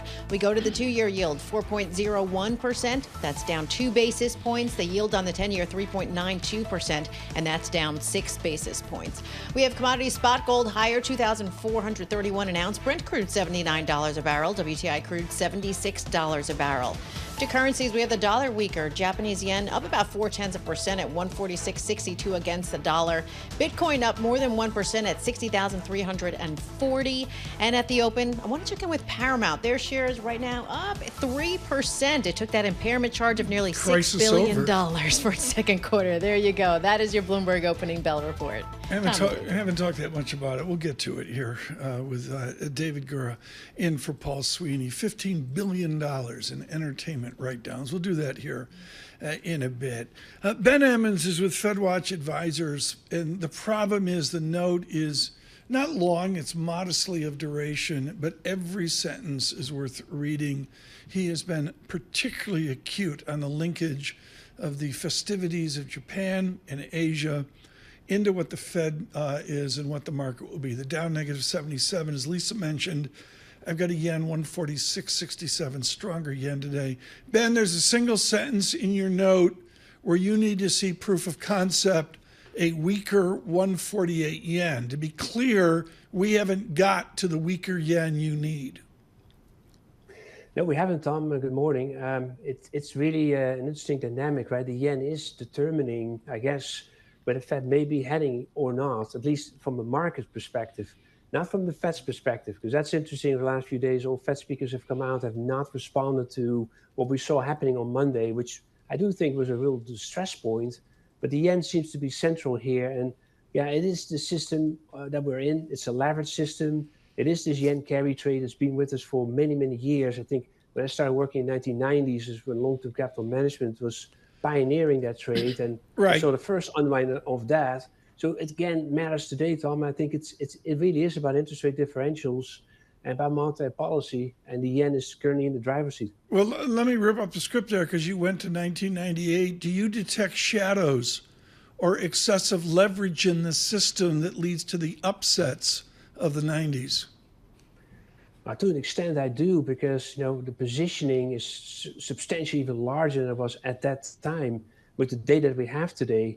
When you take the data from the IMF that shows what Japan has borrowed from yen and putting it out there in risk was over 4 trillion. Some other data from Deutsche Bank and DTC that shows that the foreigners have borrowed yen up to 10 trillion and put it out in risky assets, right? So the magnitude is substantially larger than at that time. Yet, I think long-term capital management was very unique at that moment. It was the first real, innovative firm in this space. There's a lot of other firms today. I think what Bloomberg has reported, it seems to be very quant-driven as sell-off currently, but we don't know exactly who that is. And that's, I think, the difference from the LTCM episode. So it seems to be more like a technical feature currently, but there are shades, so there are shadows, no question. This trade is substantial. I'd love to ask you just about the challenges for the Fed right now as they look at these other major central banks on decidedly different pages than they. So you look at what happened with the Bank of England, certainly we've talked about the Bank of Japan. How does that complicate Fed Chair Jay Powell and his colleagues' plans going forward, knowing that directionally everyone seems to be going somewhere else? Yeah, it does, David, because the fact that we had this financial stress, if you will, over the last few days, the Fed has to an extent, take that into account, right? Because it can affect the economy. A VIX at 65 on Monday is unnatural and may indeed impact data. So, and it is born out of basically what happened with the Bank of Japan meeting, which turned out to be a surprise for many that they did raise rates and they signaled they want to raise rates further. So as they do that and we're getting market volatility here that could impact the economy, this does make the Fed's job somewhat more complicated, how to remove policy restriction.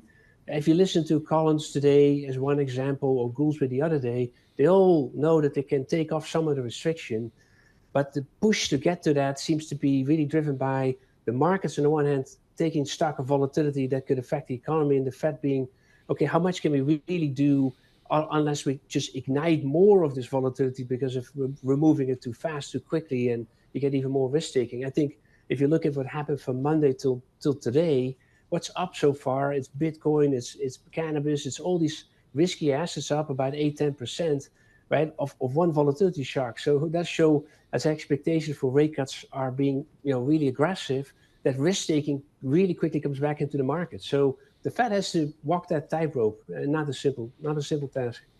I wanted to ask you about the political pressures on this Federal Reserve. We heard from the former president yesterday saying that, were he to be elected again, he would plan to exert a bit more pressure. My words, not his, on the Fed chairman, that he thinks that he has a particular insight into where interest rates should be and what the central bank should be doing.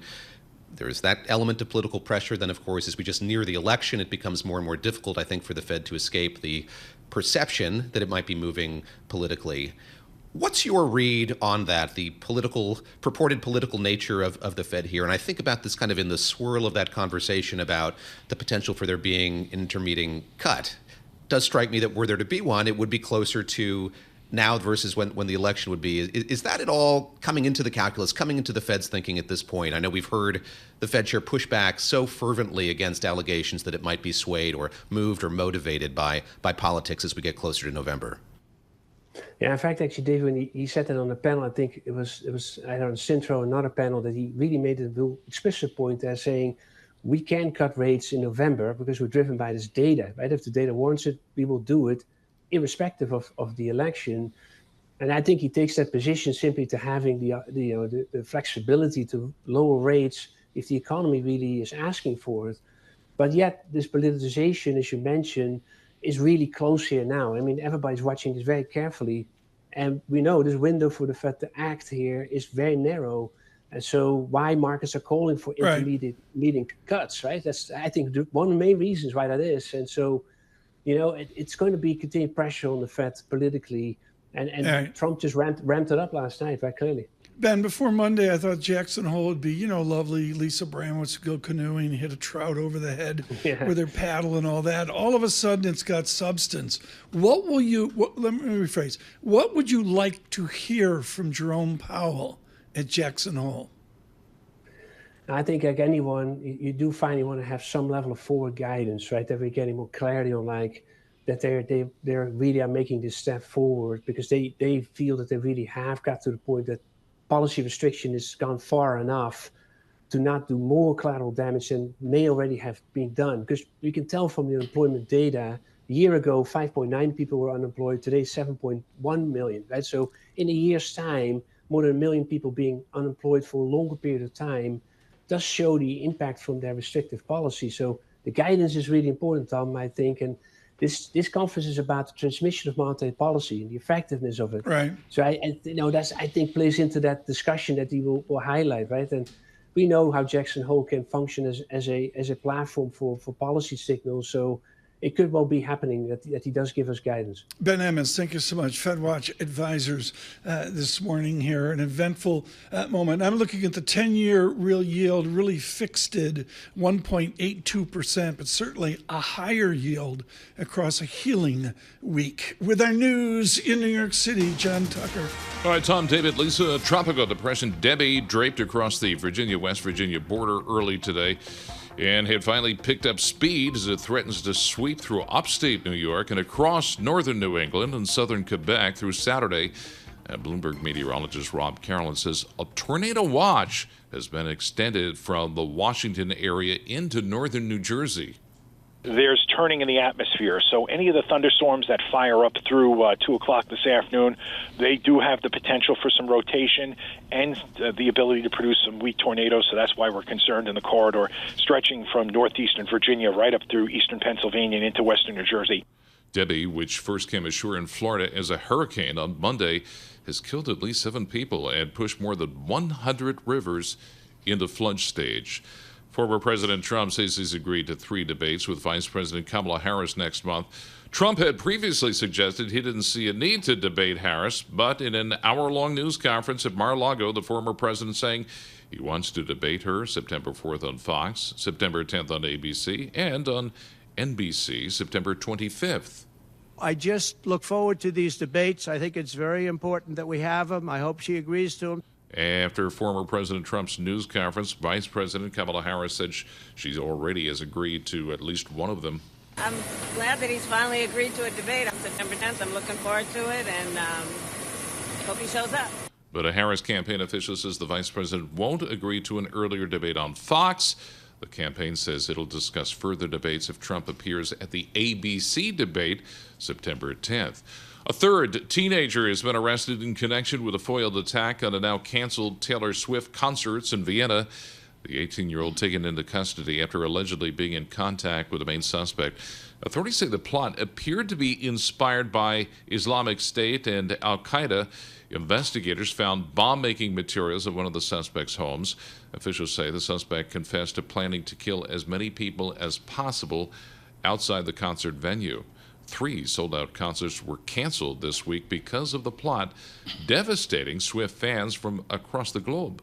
Global news, 24 hours a day, whenever you want it, with Bloomberg News Now. I'm John Tucker, and this is Bloomberg. David and Tom. Thanks so much, John Tucker. Down negative 141. The VIX 23.94. All is good. I can't remember who's now in the Big Ten, the SEC, and the ACC is now no longer remotely confined to the Atlantic coast. There's peace across the land. Okay.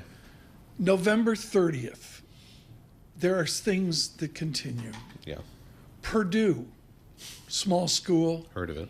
It's on, some west side of Indiana. Mm-hmm. They will visit the Indiana Hoosiers for football.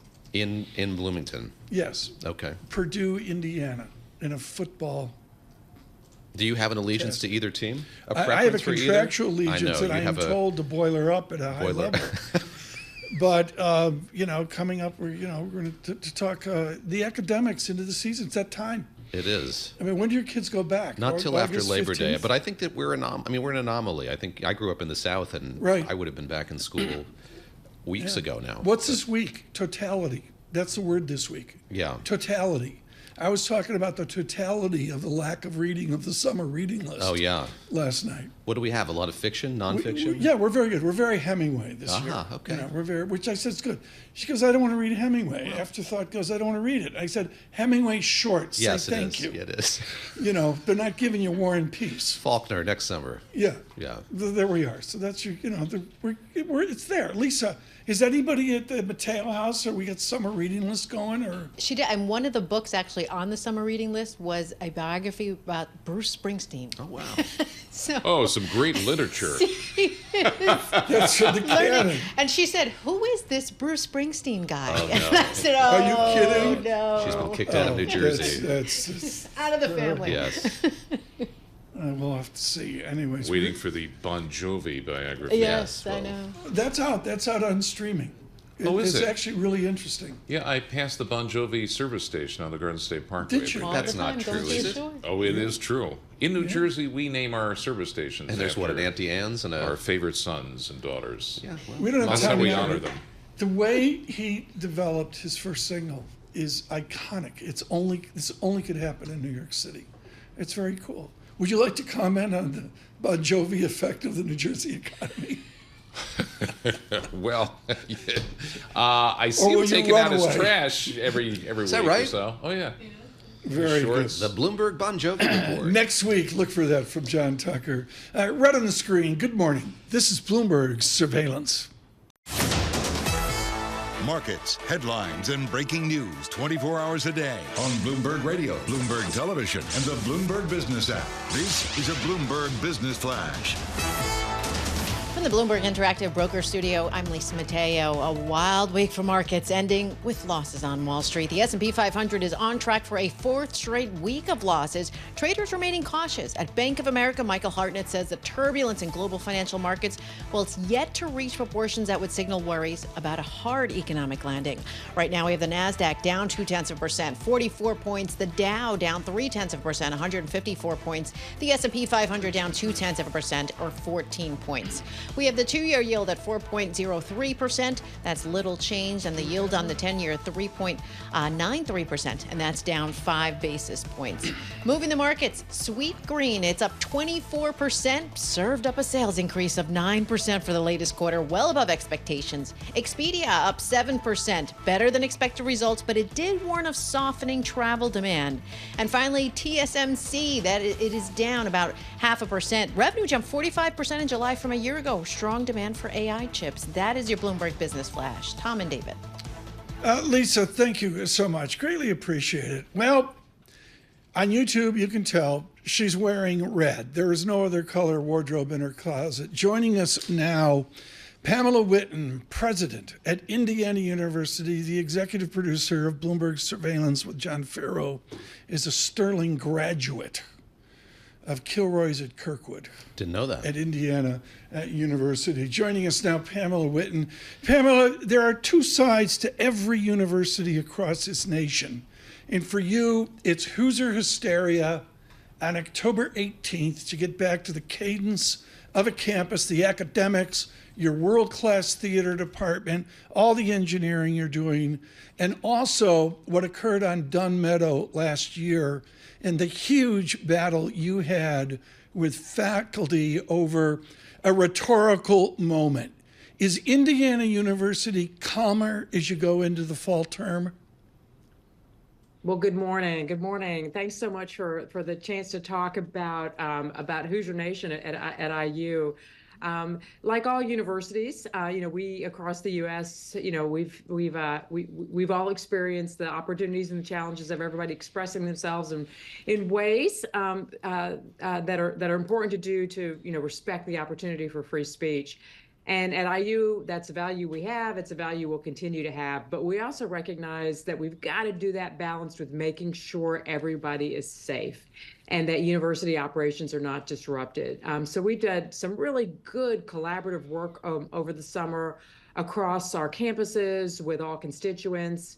And our Board of Trustees just passed a pretty thorough policy for us just within the last few weeks that frankly makes it clear to everybody what the rules are moving forward. And so we think we're in good shape, and we're excited really about a wonderful upcoming fall semester.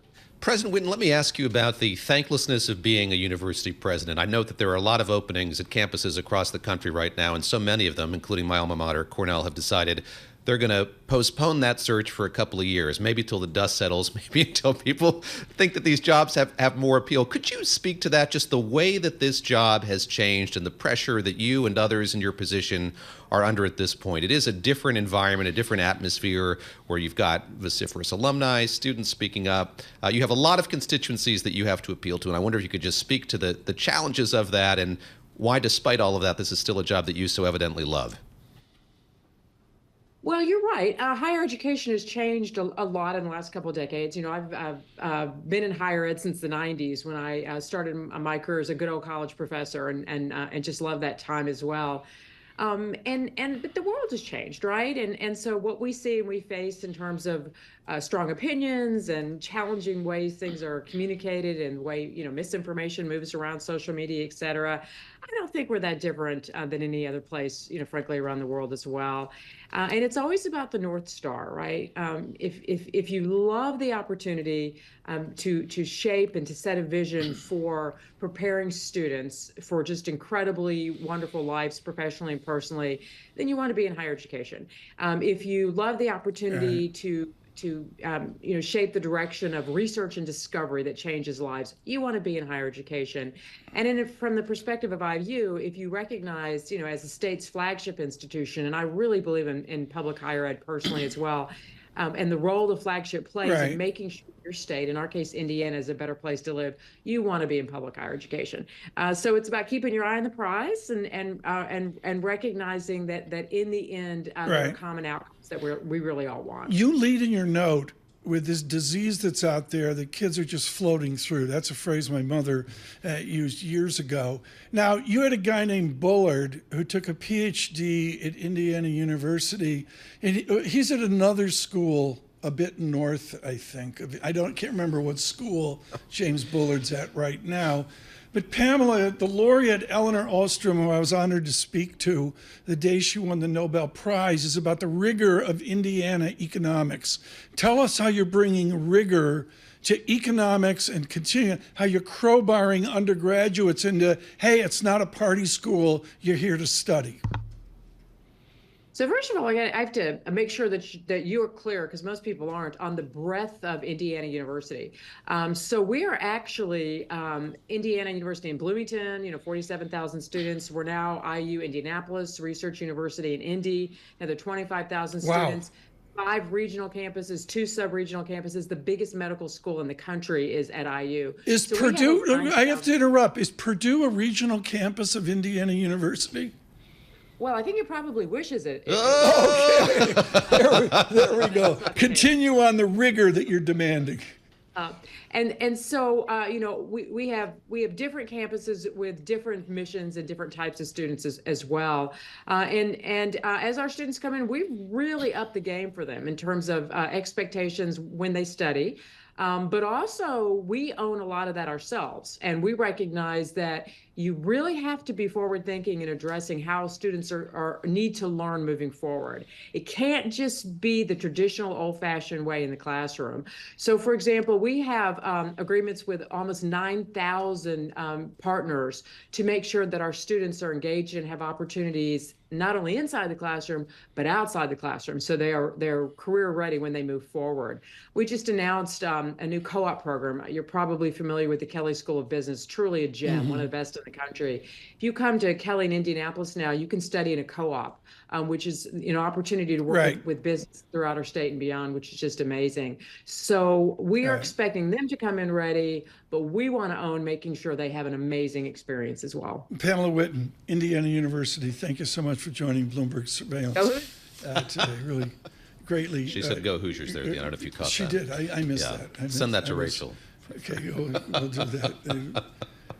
That was good. It's a great school. Amy Rosen went there and survived. And, I had no idea they had 25,000 people in Indianapolis. All those campuses, yeah. Did not know that. We're doing this, folks, occasionally here in Bloomberg Surveillance. So many of you are in education, or you got offspring going to education. Some checks to write. That we're going to do it. And there's an Indiana bias here, but we'll have to expand that out. We may maybe go high above Cayuga's waters. Let's do it. To talk to yeah. them. Get Scarlet Fu in here and do that. Are you doing the big take today, or do you slide out of here? I'm not. I'm sliding out of here. I'm going to head back and head out to pick up my daughter from camp and have a couple of days off next week. But it's in good hands, and some good shows lined up next week. And I think politics will continue to drive a lot of what Margaret Brennan was talking about. 10 a.m. Sunday on Bloomberg Radio. Extraordinary morning for CBS with Senator Vance and President Biden attending different conversations. I think what we'll get out of that conversation with President Biden is just a better sense of how he intends to spend these next 6 months, because he addressed that kind of sweepingly in that somber speech that he gave in the Oval Office. He continues to stay in the job, a bit of a melancholic speech. I bet we'll get some detail on what the lame duck, he is a lame duck, get that out of the way, but how does he intend to spend the next 6 months? Yeah, I agree. And as I just said, this is original territory. We've never been here. Plain and simple.